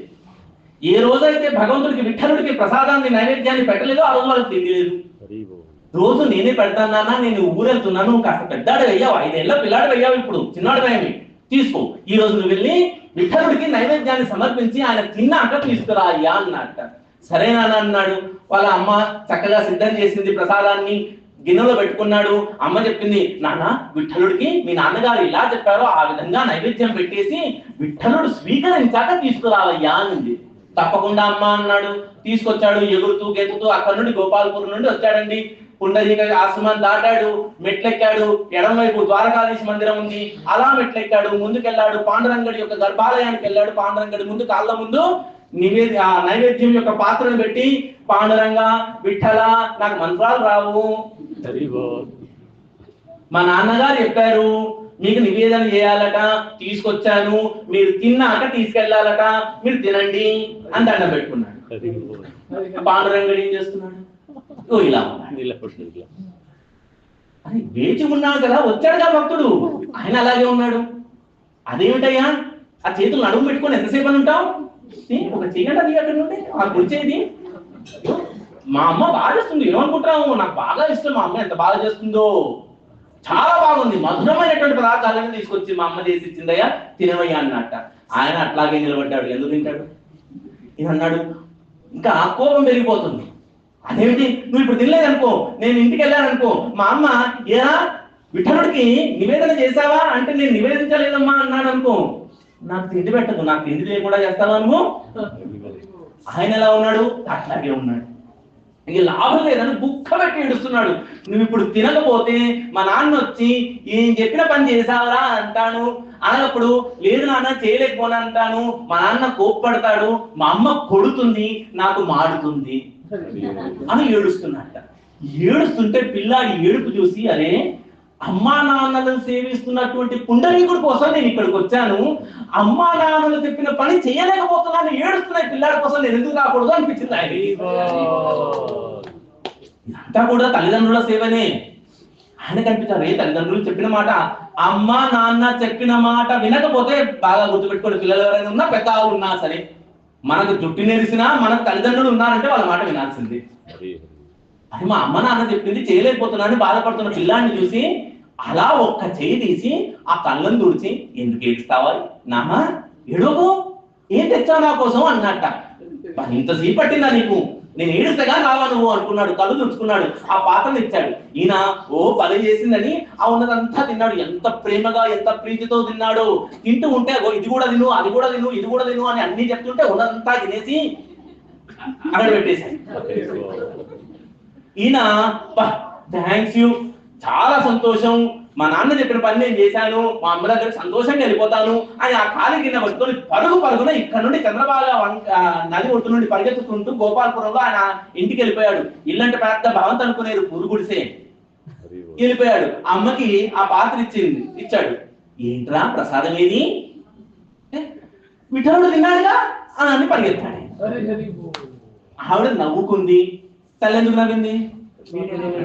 పిల్లాడు తిన్నాడు అని అంటే ఈడు తిన్నాడు కదా అనుకుంటుంది. సరే పెట్టాడు, నైవేద్యం పెట్టాడు, నాకు లేకపోతే లేకపోయింది, తల్లి కడుపు అలాంటిది. పిల్లలు కడుపు నిండా తింటే తల్లికి సంతోషం. ఆవిడ అనుకుంది, నవ్వుకుంది, వదిలేసింది. మర్నాడు వాళ్ళ నాన్నగారు రాని వచ్చారు. రాగానే ఆయన చెప్పింది, చూసావా ఇలా జరిగింది, మీ కొడుకు ఏం చేశాడు? తీసుకెళ్లాడు, ప్రసాదం నైవేద్యం చేయమంటే నైవేద్యం చేశాడు, తీసుకొచ్చాడు, ఖాళీ గిన్నె తెచ్చాడు, ఏం చేశావు అంటే విఠలుడు తిన్నాడు అని నవ్వుకుంటూ చెప్పింది. ఈయన అన్నాడు, విఠలుడు తినవేమిటి? పిల్లాడి దగ్గరికి వెళ్ళాడు. ఎరా నువ్వు అబద్ధం చెప్పావు కదా, అదేమిటి విఠలుడు తిన్నాడా? అదేమిటి నాన్న, నువ్వేగా ఆయన తిన్నాక తీసుకొచ్చేసే గిన్నెను అన్నావు, తిన్నాక గిన్నెను తీసుకొచ్చాను అన్నాడు. తిన్నాక గిన్నెను తీసుకోవడం అంటే గిన్నెలో ప్రసాదం కూడా ఉండాలరా, అది తిన్నాక ప్రసాదం ఎలా ఉంటుంది నాన్న అంటూ ఆయన అన్నారు. తిన్నాక ప్రసాదం ఎట్లా ఉంటుంది అందులో? గిన్నె.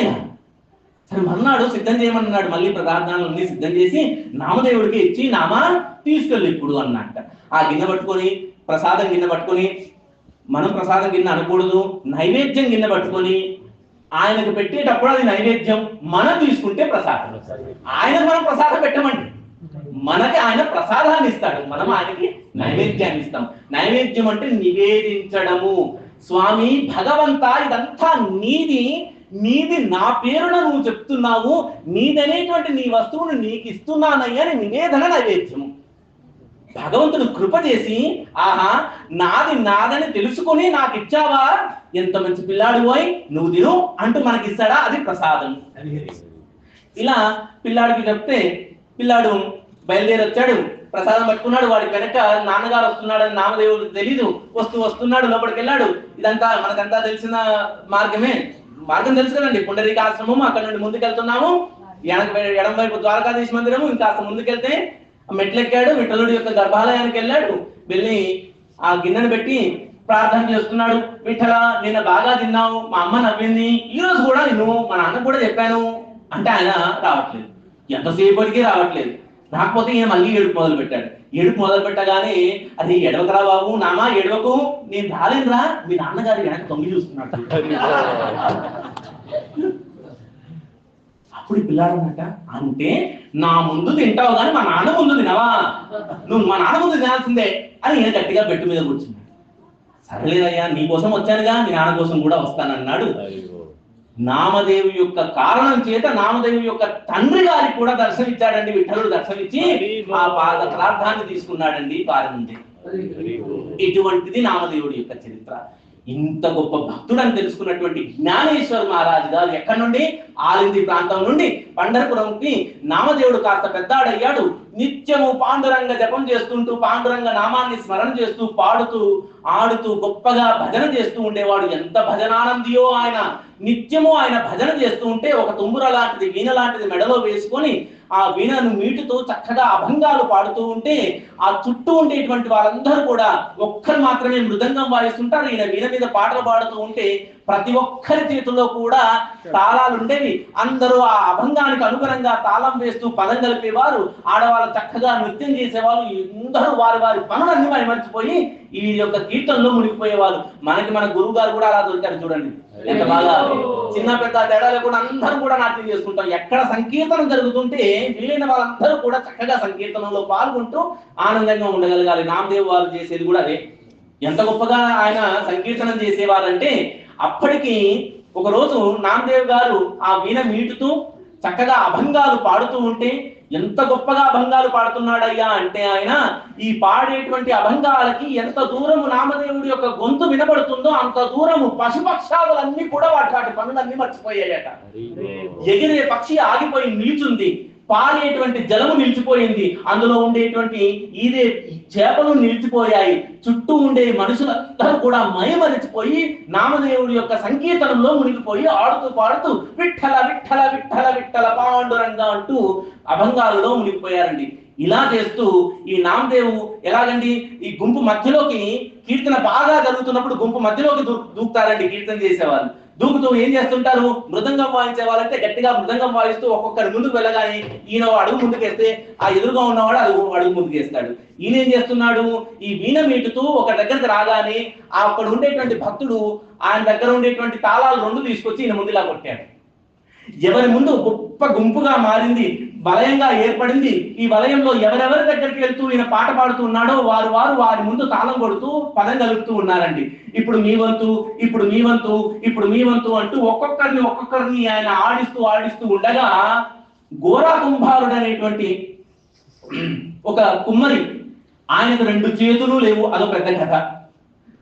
వీళ్ళందరినీ ఆడిస్తుంటే ఆయన రాగానే తాళం కొడుతున్నారు. కుంభారుడికి 2 చేతులు లేవు, తాళం కొట్టలేకపోతున్నాను ఏడుస్తున్నాడు అభంగాలు పాడుకుంటా. ఆయన వంతు వచ్చిన తర్వాత నామదేవుడు పాడుతూ ఇలా అన్నట్ట, ఏమో పాడము అంటే ఈయన ఏడుస్తూ పాడుతూ 2 చేతులు దగ్గర తీసుకొచ్చాడు. మొండి చేతులు 2 దగ్గర తీసుకొస్తే 2 చేతులు మొలిచి 2 తాళాలు ఆయన చేతిలోకి వచ్చాయి. అలా వస్తాయా? వస్తాయి. ఎవరి చేతులు సంకీర్తనం జరుగుతున్నప్పుడు చప్పట్లు కొట్టవో వాళ్ళని మొండి చేతులే. ఎవరి చేతులు సంకీర్తనం జరుగుతుంటే ఆహా ఎంత మంచి పాట, హరే కృష్ణ అంటున్నాం, కృష్ణ రామ గోవింద అంటున్నాం, పాండురంగ విఠల అంటూ పాడుతున్నారు, ఎంత అదృష్టము, నేను 2 చేతులు కలిపాను అనేవాడికి చేతులు అప్పుడు మొలిచినట్టు. కాబట్టి అలా నామదేవుడి యొక్క కీర్తి తెలిసినటువంటి జ్ఞానేశ్వరుడు నామదేవుడి దగ్గరికి వచ్చి, నామదేవా నీ గురించి బాగా తెలుసుకున్నాను, చాలా సమయం అయిపోయింది. అయిపోయిందా? స్టార్ట్ కాలేదా? హరే కృష్ణ. కృష్ణ కృష్ణ హరే హరే హరే రామ హరే రామ రామ రామ హరే హరే. ఎంత గొప్ప భక్తుడు పోయి నామదేవా నువ్వు, నీ గురించి బాగా విన్నాను అన్నట్ట జ్ఞానేశ్వరుడు. అవునండి, మీ గురించి కూడా నేను బాగా విన్నాను. ఇద్దరు కలుసుకున్నారు. ఇద్దరు వైష్ణవులు ఒక దగ్గర కలుసుకుంటే ఈ ఇటువైపు తరాల వాళ్ళు అటువైపు తరాల వాళ్ళు వాళ్ళ లోకాల్లో నాట్యం చేస్తున్నారట. జ్ఞానేశ్వర తరాల్లో వాళ్ళ పితరులు, తండ్రులు, తాతలు, ముత్తాతలు గతించిన వాళ్ళందరూ నాట్యం చేస్తున్నారు వాళ్ళున్న లోకంలో.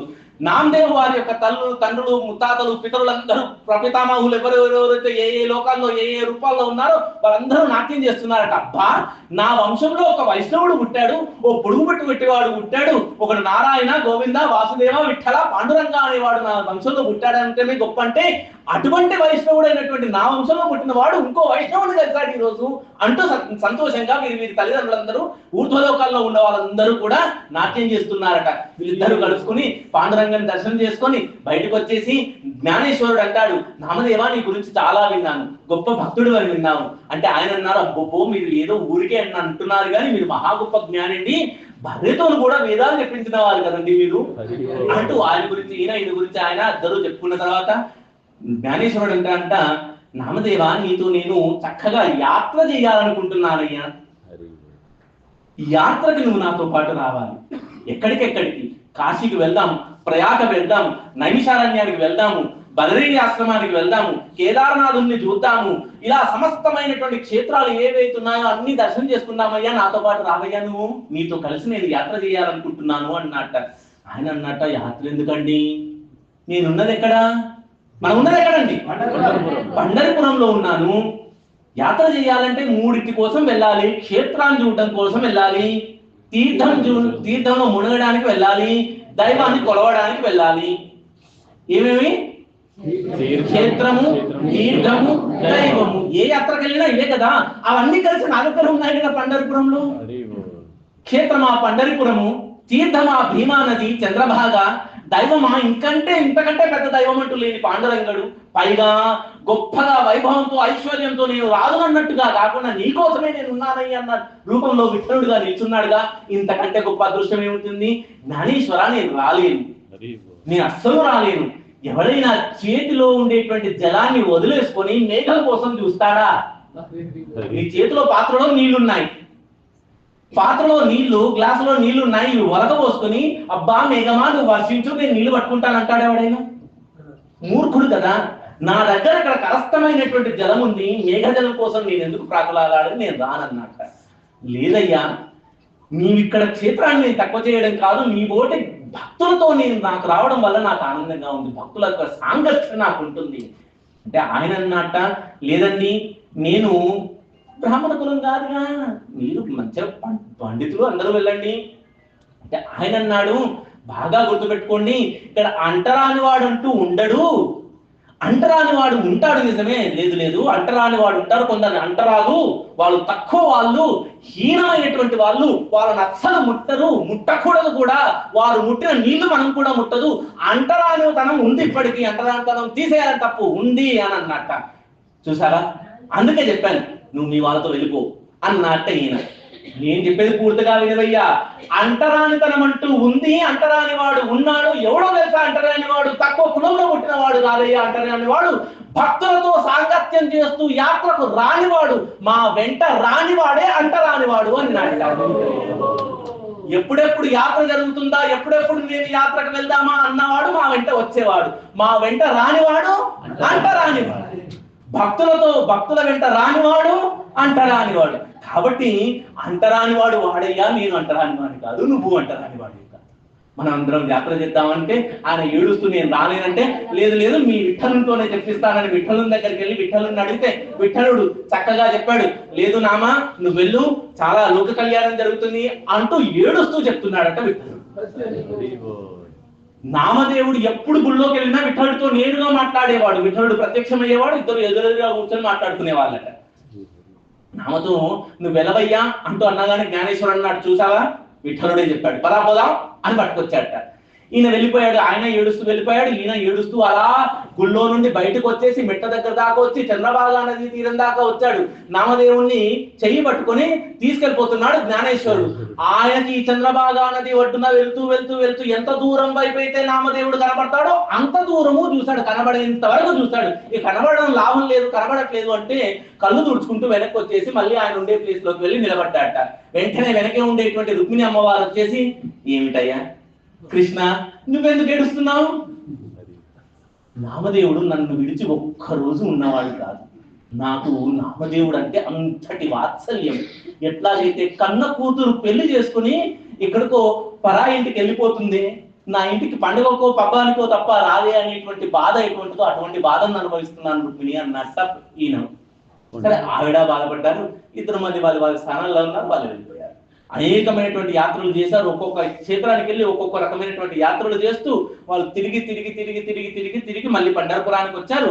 21 ఏళ్ల తర్వాత అంటే జ్ఞానేశ్వరుడు మళ్ళీ వెనక్కి వచ్చేసిన తర్వాత ఆలందికి వెళ్ళిపోయారు. 21 ఏళ్ల వయస్సు వచ్చిన తర్వాత జ్ఞానేశ్వర మహారాజు సశరీరంగా సజీవ సమాధి చేశారు వారిని. ఆయన సజీవ సమాధిని పొందారు. ఇప్పటికీ అది మనకి చూడవచ్చు, ఆ ప్రాంతాన్ని చూడవచ్చు. అనేకమైనటువంటి అభంగాలు రాశారు.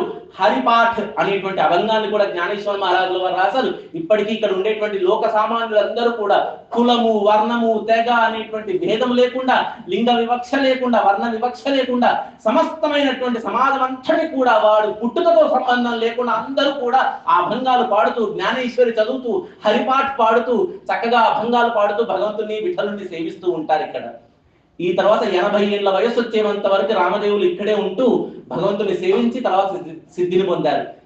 ఇక్కడ నామదేవుడు ఇంత గొప్ప ప్రాచుర్యాన్ని భక్తిని చేస్తూ ఉంటే మహా అంటరాని వాడు, అంటరాని కులంలో పంచమ కులంలో పుట్టినవాడు, అంటే చాలా తక్కువ కులము, 4 వర్ణాలు అయితే అంతకంటే తక్కువది పంచమ కులము. ఎవరయ్యా అంటే మీరు చేసే వృత్తి ఏమిటంటే ఊర్లో పశువులు ఏదైనా చనిపోతే, ఓ కుక్కనో ఒక గేదెనో ఇంకోటో చనిపోతే దాన్ని మృత కళేబరాలు తీసి శుద్ధి చేసేటువంటిది, ఆ మురికి నాళాలు శుద్ధి చేస్తూ మృత కళేబరాలు తీస్తూ శుద్ధి చేసేటువంటి జాతి ఏదైతే ఉందో అటువంటి తక్కువ కులంలో పుట్టినవాడు ఒకడు ఉన్నాడు, పేరు చోకమేళ. సంత చోకమేళకి ఆయన నామదేవుడి యొక్క అభంగాలు విని పరవశించిపోయాడు. అబ్బా, నామదేవుడు పాటలు వింటేనే ఇంత గొప్పగా ఉంది, ఆ నామదేవుడు ఎవరి గురించి పాడుతున్నాడో ఆయన చూస్తే ఇంకెంత గొప్పగా ఉంటుందో అనిపించింది చోకామేళకి. అనిపించి ఆయన ఉన్న ఊరితో వదిలేసి భార్యను పట్టుకొని వచ్చేసాడండి పండరపురానికి. భీమా నదిలో మునిగాడు, మెట్లెక్కాడు, కాస్త ముందుకెళ్ళాడు. వెళ్ళి ఆ పండరపురం యొక్క పాండురంగడి యొక్క ఆలయం యొక్క తలుపు వరకు వెళ్ళాడండి. వెళ్ళగానే ఆయన చూసి, ఆయన వాలకం చూసి, మీద ఒక గొంగలేసుకుని చూసి, ఆయన నువ్వుటోడివై అన్నాడు అక్కడ ఉన్నటువంటి అర్చకుడు. నేను ఫలానా అని చెప్పాడు ఈయన. హై, ఇంత తక్కువ కులంలో పుట్టిన వాడికి ఆలయంలోకి ప్రవేశం ఉంటుందా? లేదు పో అని నెట్టేశారు. ఆయన తీసుకొచ్చి నెట్టేస్తే బయటకు వచ్చాడు. చంద్రభాగా తీరంలో వచ్చి ఏడుస్తూ ఉన్నాడు. లాభం లేదు, పాండురంగ విఠలుడి దర్శనం కాకుండా నేను ఈ ఊరిని విడిచడం అనేది సాధ్యమయ్యే పని కాదు, నేను పండరపురంలోనే ఉండిపోతాను, పాండురంగడి దర్శనం కావాల్సిందే నాకు అనుకున్నాడు. అనుకొని భార్యా సమేతంగా ఇక్కడ గుడిసేసుకుని ఈ చంద్రభాగా తీరంలోనే ఉన్నాడు. ఇప్పుడు ఉండి రోజు ఆ గుడిని చూస్తూ ఏడుస్తూ పాటలు పాడేవాడు చోకామేళుడు. ఎంత గొప్పగా ఆర్తితో పాడుతాడో. అభంగాలు నాకు మరాఠీ, మామూలుగా తెలుగులోనే పాడడం కష్టం, అందులో మరాఠీ పాటలు ఇంకా కష్టం. ఎంత గొప్ప అభంగాలు అంటే ఆ అభంగాలు విన్నవాడికే మనసు చెలించి కళ్ళ వెంట నీళ్లు రావాలి. అటువంటి అభంగాలు చోకమేళుడు పాడుతూ ఉంటే విఠలుడు కదవడా వెంటనే కదిలి వచ్చాడండి. ఎప్పుడు రాత్రిపూట శయనహారతి ఉంటుంది, శజాహారతి అంటారు. శజాహారతి అయిపోయిన తర్వాత ఆయన్ని పగలింపజేసి ఆ తాళాలు వేసేసి పంతులందరూ వెళ్ళిపోతారు, గుడినంతా మూసేసి. ఈ శయనహారతి అయిపోయిన తర్వాత విఠలుడు తన మందిరాన్ని విడిచి బయటకు వచ్చేసి అలా చంద్రభాగా నది తీరానికి వచ్చి ఈ గుడిసె దగ్గరకు వచ్చేసి ఏమో చోకమేళ అని పిలిచాడట. ఆయనకు భక్తుల దగ్గరకు రావడం, వాళ్ళ ఇళ్లలోకి రావడం బాగా అలవాటు. పాండురంగడు ఎవరింట్లోకి వచ్చేది అర్థం కాదు, బాగా గుర్తుపెట్టుకోండి. ఎవరింటికి వస్తారో నాకైతే తెలియదు, జాగ్రత్త. వీళ్ళ ఇంటికి వచ్చేసి చోకామేళ అంటూ ఒకటే పిలుస్తాడు. ఏమో చోఖా ఉన్నావా అంటే ఈయన లోపల నుండి ఆ గుడిసె నుండి బయటకు వచ్చాడు. ఎవరండి అని చూస్తే ఎవరున్నారు? సాక్షాత్తుగా పరబ్రహ్మలింగం భజే పాండురంగం అంటాడు ఆదిశంకరాచార్యులు. అటువంటి పాండురంగం నా కళ్ళెత్తి సాక్షాత్కరించాడు. ఎంతగా కళ్ళ నీళ్లు పెట్టుకొని ఆయన పాదాల మీద పడి, రంగా నా కోసం వచ్చావా అంటూ ఆయన్ని ఆలింగనం చేసుకున్నాడు. పాదాల మీద పడడం కాదండి, ఆలింగనం చేసుకున్నాడు. ఇద్దరు కబుర్లాడుకొని ఈ ఊరికే ఇక్కడ ఏమి మాట్లాడుకుంటాం, చలి పెడుతుంది, దా నా మందిరానికి వెళ్దాం పదా అని ఆ చేతులు పట్టుకొని చౌకామేలోని లాక్కెళ్ళిపోయాడు. ఎక్కడికి లాక్కెళ్ళాడండి? గర్భాలయం లోపలికి వెళ్ళాడు. గర్భాలయంలో ఆ ప్రభావలి అనేటువంటి వెండి పలకము ఉంటుంది. ప్రభావలి చూసారు కదా, 4 ఆ వెండి అన్ని తొడుగులు ఉండేటువంటి 4 మూలలు ఉండి ఆయన మధ్యలో విఠలుడు కదా ఈ ఇటుక మీద నిలబడి ఉన్నాడు. ఆ ప్రాంతాన్ని ప్రభావలి అంటాం.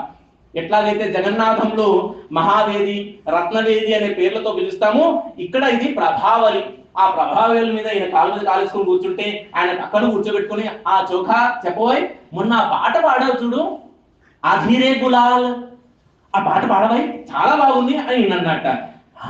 నీకు గుర్తుందా విఠలా, నువ్వు విన్నావా నువ్వు అంట. విన్నాను కాబట్టి బాగా ఉంది, నువ్వు పాడు అంటే ఆయన వెంటనే పాడుతూ ఉన్నాడంట.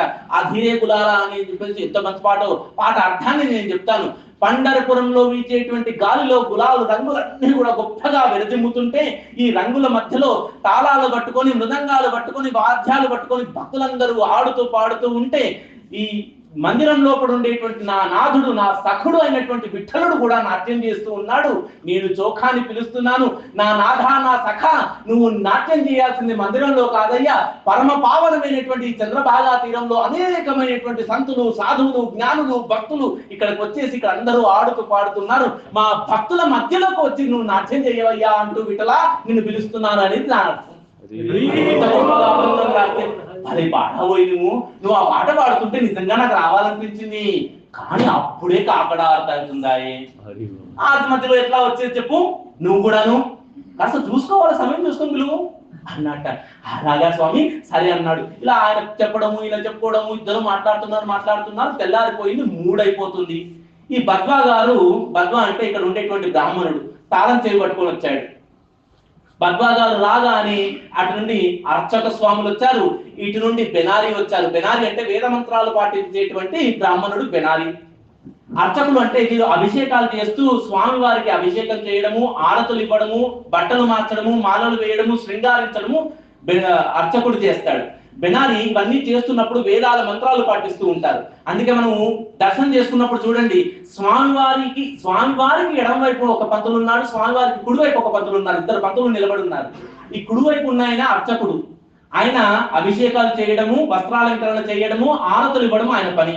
ఈ బెనారీ గారు ఏం చేస్తారు, వేదాలు చెప్తూ ఉంటారు. మనం గమనించలేదు కానీ గర్భాలయం బయట ఇంకో పంతులు ఉంటారు, ఆయన్ని హరిదాస అంటారు. వారు ఏం చేస్తుంటారు, ఇక్కడ సేవలు జరుగుతున్నప్పుడు మరాఠీలో అభంగాలు పాడుతూ ఉంటారు, వారు హరిదాస అంటారు. వీరు కాకుండా వీరికి పరిచయం చేయడానికి ఇంకొకరు ఉంటారు, అంటే అన్ని అందించడానికి. కాకడ ఆట అయినప్పుడు ఆ కాకడ తీసుకొచ్చి ఇవ్వడము, లేదు అభిషేకాలకు సంబంధించినటువంటి పాలు, పెరుగు, నెయ్యి తీసుకొచ్చి అందివ్వడము అని ఉంటారు.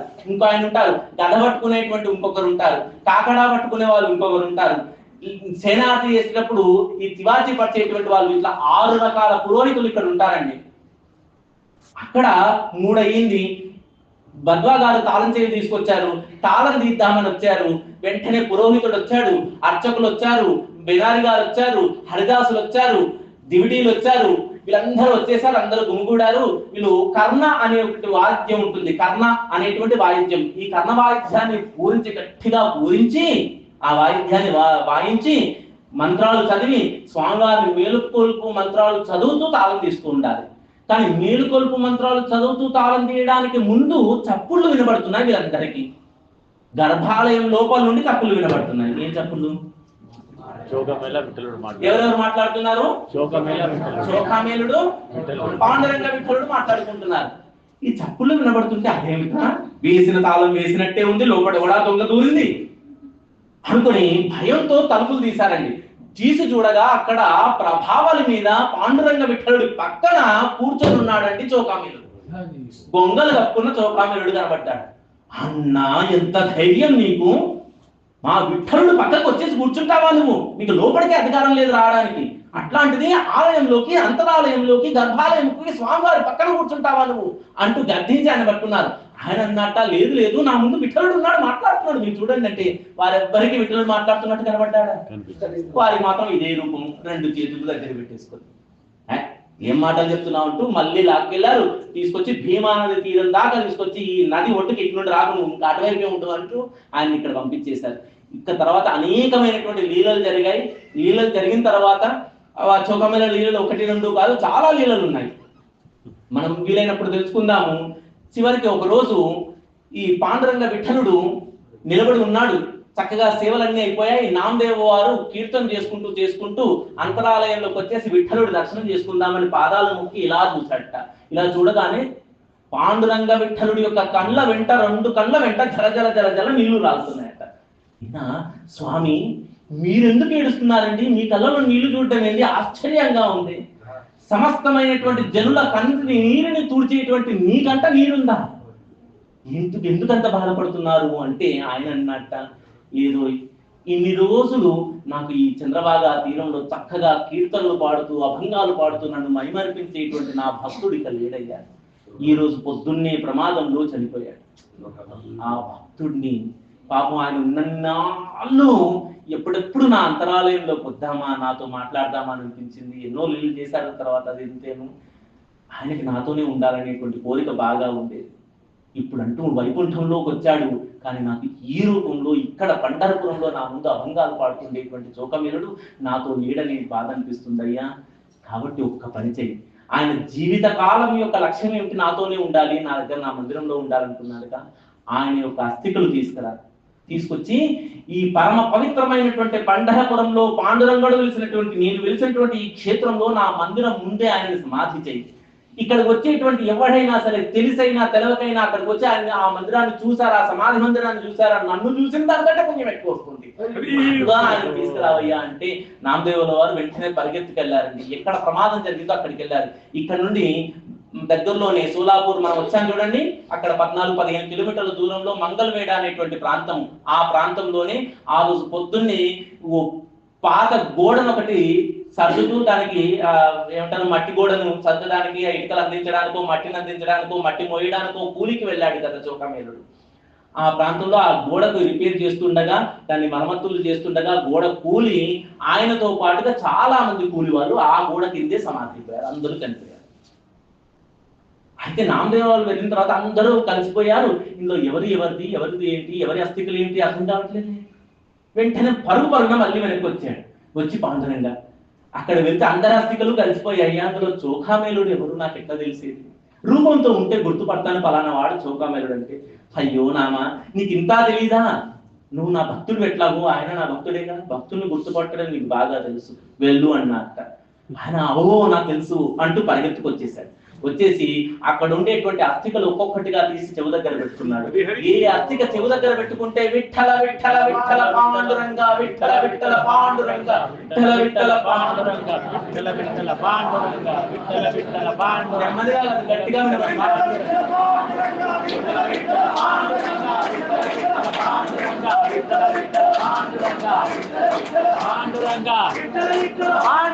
అంటూ వినబడుతుందో ఆ అస్థికలన్నీ వేరు చేశారు. ఏ అస్థికల్లో నుండి ఏ శబ్దం రాలేదో అవన్నీ అక్కడే పడేశాడు. ఏ అస్థికల నుండి పాండురంగ నామం వినబడుతుందో ఆ అస్థికలన్నీ తీసుకొచ్చేసి మందిరానికి ముందు చక్కటి సమాధిని నిర్మించారు. చౌకమేలుడు ఎట్లాగైతే శివాలయం ముందు నందీశ్వరుడు ఉంటాడో, పండరిపురంలో పాండురంగడి ముందు చౌకమేలుడు ఉన్నాడండి. వారి మీకు తెలిసి చూసినా తెలియక చూసినా అక్కడ వెళ్ళాం కాబట్టి దర్శనం చేసుకున్నట్టే. అటు నుండి మెట్లు ఎక్కాము, ముందుకు వెళ్ళాము. దిగిన తర్వాత మెట్లు మనం ఎడం వైపు తిరిగి మళ్ళీ కుడి వైపు తిరుగుతుంటే ఒక పాత ఎండిన చెట్టు ఒకటి కనబడి, ఇక్కడే డౌట్. అందరూ మొక్కుతున్నారు, మేము మొక్కపోతే బాగా పుణ్యం కావాలి నాయ, బాగా చెప్తున్నారు. పుణ్యం కావాలి నాయ, వదిలిపెట్టద్దు. రూపాయికి 100 పైసలు ఉంటే 100 పైసల మందము మనం ఆ పని తీసుకోవాల్సిందే, వదిలిపెట్టద్దు. మళ్ళీ ఇంటికి వెళ్ళిన తర్వాత ఏమో పండరపురం పోయిన తర్వాత అక్కడ ఒక చెట్టు ఉంది, చెట్టుని మొక్కినావా అంటే నేను మొట్టలేదని చెప్పేది కదా, మళ్ళీ రావాల్సి వస్తుంది. ఇంత కష్టమైనది, ఇన్ని పైసలు పెట్టుకో, ఇంత కష్టపడి ఇంత దూరం వచ్చాము ఏంటి. దూరం వచ్చిన తర్వాత ఆ రైలు ఏమో ఆ గంట ముందే వచ్చేసింది.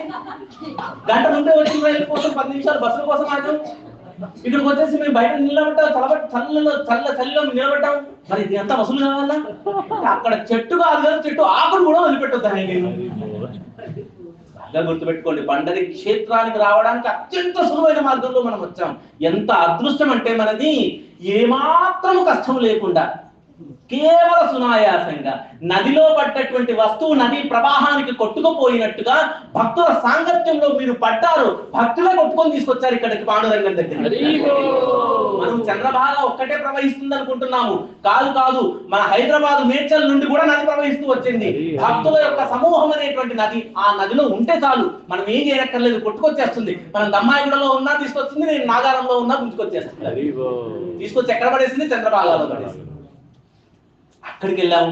ఈ చెట్టు దగ్గర రాగానే ఈ చెట్టు ఏమిటి? మనం మంగళవేడ అని చెప్పేసి అనుకున్నాను. మహా గొప్ప భక్తులు ఈ చోకామెల్లుడి యొక్క అస్థికలు దొరికిన ప్రాంతం ఆయన ప్రాంతం అదే కదా. ఆ ప్రాంతంలోనే మహా అందగత్త అయినటువంటి ఒక వేశ్య ఉండేది,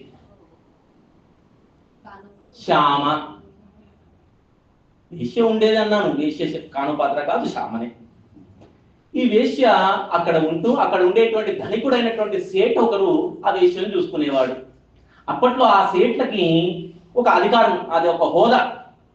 ఎవరి దగ్గర ఎంత అందగత్త వేశ్య ఉంటే వాడు అంత గొప్పోడు ఆ సమాజంలో అన్నట్టుగా ఉండేది అప్పట్లో. ఇప్పుడు పాత మాట నేను చెప్పట్లేదు.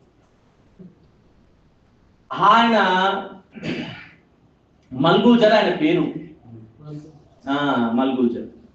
ఈ వేశ్యని చూస్తూ ఉన్నాడు. అనేకమైనటువంటి డబ్బు దశకం అంతా ఇస్తున్నాడు. వేశ్య పెద్దదైపోయింది, ముసలిదైపోయింది. ఆ వేశ్యకు కూతురు, ఎంత సుగుణ రాశియో, అద్భుతమైనటువంటి గాత్రం, అద్భుతమైనటువంటి సౌందర్యము, అద్భుతమైనటువంటి లాలిత్యము, ఎంత గొప్ప అందంగా ఉండేదో. ఆ ప్రాంతం మంగళవేడ మొత్తం ఆగిపోయిపోయేది అమ్మాయిని చూసి. ఈమె భూలోకమేనకరా అనుకునే వాళ్ళక అందరూ. ఈవిడ మాత్రం ఎప్పుడు కూడా పరధ్యానంగానే ఉండేది. ఇది మన నివర్తనాది లాగా భౌతికం అంతా వదిలేసి పరమైనటువంటిది ఏదో అది తెలుసుకోవాలనేటువంటి జ్ఞానం ఉండేవాళ్ళు పరధ్యానంగానే ఉంటారు. వాళ్ళు సాదాసీదాగానే కనబడుతూ ఉంటారు. ఈవిడప్పుడు పరధ్యానంగానే ఉండేది. వారి కులానుగతంగా వంశానుగతంగా వచ్చినటువంటి వృత్తి ఆవిడకు రుచించేది కాదు. ఆవిడ ఎప్పుడు కూడా దానికి సమ్మతించేది కాదు. అమ్మ ఎంత ప్రోద్బలం చేసినా, ఎంత బలవంత పెట్టినా ఆవిడ వచ్చేది కాదు. కానీ చక్కగా సంగీతం వచ్చు, చక్కగా పాటలు పాడేది. ఈమె యొక్క సౌందర్యం గురించి తెలిసినటువంటి ఈ మల్గూజరే, ఎవరు శ్యామని పెట్టినటువంటి మల్గూజరు, ఆయన శ్యామ దగ్గరకు వచ్చి ఒక రోజు అనరాని మాట, కోరరాని కోరిక చెప్పాడు. ఈ అమ్మాయి ఎందుకు చూస్తావా? కాను, ఆమె పేరు కాన్హో పాత్ర, నాకు కాన్హో పాత్రతో ఉండాలని ఉంది అన్నట్ట. శ్యామ ఏడ్చింది. బుద్ధుందా నీకు? తండ్రి స్థానం అయ్యాది. వాడు మహామూర్ఖుడు. లేదు లేదు అన్నాడు వాడు. ఈవిడ వేశ్యావృత్తి ఆయే, వృత్తిపరంగా ఆవిడ చేసేది లేక ఏడ్చినా సరే మళ్ళీ వెళ్ళి తన కూతురుకి చెప్పుకుంది. కూతురు భయంకరంగా ఏడ్చి, ఈ వృత్తి నాకు వద్దు, ఈ బ్రతుకు నాకు అద్భుతం, మహా దుర్భరమైపోయింది, నేను ఇక్కడ ఉండలేను అన్నట్టుగా బాధపడుతూ తన యొక్క పరిచారిక ఒకరితో, మనం కథను చాలా తొందరగా ముగించేట్టుగా ముందుకు వస్తున్నాం. పరిచారిక సహాయంతో ఆ మంగళవేడ నుండి ఒక ఆయన తుంబుర పట్టుకొని, ఒక ఆయన మృదంగం పట్టుకొని, ఒక 10-15 మంది ఒక డిండి వెళ్తూ వస్తుందండి. ఏంటి తాళాలు కొట్టుకుంటూ అభంగాలు పాడుతున్నారు. నామదేవుల అభంగాలు, చోఖామేలుడి యొక్క అభంగాలు, సంత జ్ఞానేశ్వర మహారాజు యొక్క అభంగాలు పాడుకుంటూ వస్తున్నారండి. ఈ అభంగాలు ఎంత గొప్పవి అంటే, అభంగాలు వింటే విఠలుడు కదిలి వస్తాడు, అభంగాలు వింటే భక్తులు కదిలిపోతారు. కదలని వాడంటూ ఉండేవాడే కాదు, అంత గొప్పవి అభంగము. అభంగము అనే పేరే అటువంటిది. భంగము లేనటువంటిది అభంగము. అంటే 2 పాదాలు ఉండేటువంటివి దోహే అని ఉంటాయి ఉత్తర దేశంలో. మన దగ్గర ద్విపద అనే ఛందస్సు తెలుగులో కూడా ఉంటుంది, 2 పాదాలు ఉంటాయి. మరాఠీ భాషలో కూడా 2 పాదాలు అంటే 2 లైన్లు ఉండేటువంటి కవిత్వము, 4 అలాంటి 2 ఉన్నాయి అనుకోండి, 4 చరణాలు, మొత్తం 8 పాదాలు ఉంటాయి. ఒక్క అభంగానికి 8 పాదాలు.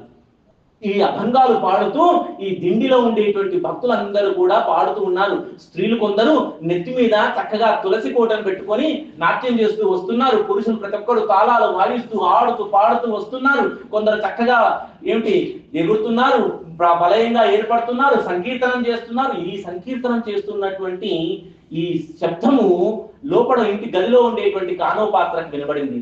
ఆహా, ఏమిటి ఆనందము! ఈ మా అభంగము విన్న మాత్రము చేతనే ఇంత ఆనందం ఉందే, ఎవరి గురించి ఈ భంగము అనుకుందట. ఆ అర్థమైంది. భాష వినగానే, ఆ పాట వినగానే ఆమెకు అర్థమైంది. ఆహా, విఠలు గురించి వీళ్ళందరూ కూడా ఇంత గొప్పగా పాడుతున్నారు. నాకు ఇప్పుడు అర్థమైంది, విఠలుడి దగ్గరికి నేను వెళ్ళాలి, ఇంకెక్కడా ఉండనక్కర్లేదు.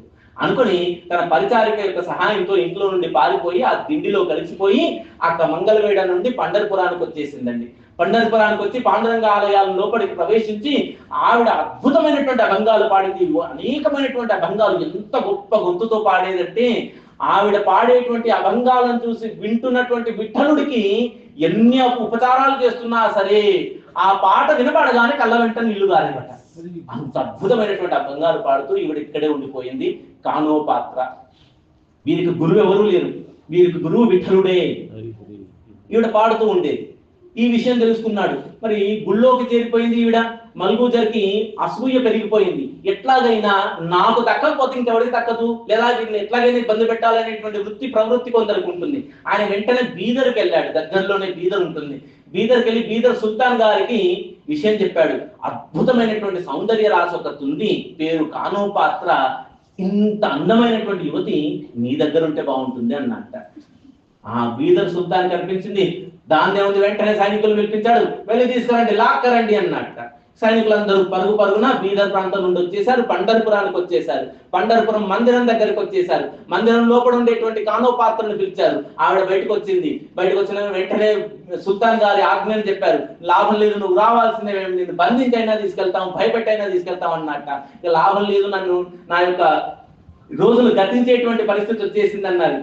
ఒక్కసారి నేను నా విఠలుని చూసుకుంటాను అని చెప్పేసి లోపలికి వెళ్ళింది. సరే ఒక్కసారిగా వెళ్ళు అన్నట్ట. లోపలికి వెళ్ళి విఠలుని చూస్తూ అభంగం ఒకటి పాడిందండి ఆవిడ. ఎంత గొప్ప అభంగము! పాడడం చేత కాదు కానీ అద్భుతమైనటువంటి అభంగం అది. నకో దేవరాయ అంత ఆతాపాహు అంటూ అభంగం సాగిపోతుంది. ఓ దేవరాయ, ఓ విఠల, నేను ఈ దుర్భరమైనటువంటి జీవితం నేను చూడలేనయ్యా, నన్ను నీ హృదయానికి దగ్గరగా అత్తుకో అంటూ పాట పాడుతూ మధ్యలో చెప్తుంది, ఓ జనని విఠామాయి అని పాడుతుంది. నీవు విఠలుడు విఠలుడు అని వీళ్ళందరూ అంటున్నారు, వీళ్ళందరూ మూర్ఖులు. నీవు నా తల్లివి, విఠామాయివి. మాయి అంటే అమ్మ.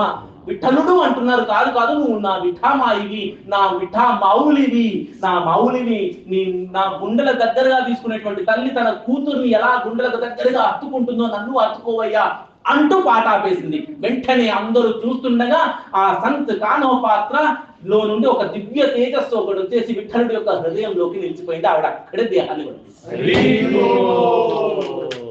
అందరూ చూస్తుండగా ఆవిడ్ని వీళ్ళందరూ కూడా అన్నారట, ఇంత గొప్ప భక్తురాలు అక్కడ ఇక్కడ కాదు, మందిరం లోపడే ఈవిడ సమాధి మందిరం నిర్మించాలని చెప్పి విఠలుడికి ఎదురుగా ఉండి, మనం మెట్టు దిగుతూ ఉండే చెట్టు ఉంది చూడండి, అక్కడ చిన్నది ఒకటి ఉంటుంది మందిరం లాగా, అక్కడే ఆవిడ సమాధి చేశారు. ఆ సమాధి మందిరం సమాధి చేసిన వెంటనే ఒక విచిత్రమైనటువంటి మొక్క ఒకటి అక్కడ మొలిచి పెద్దగయ్యింది.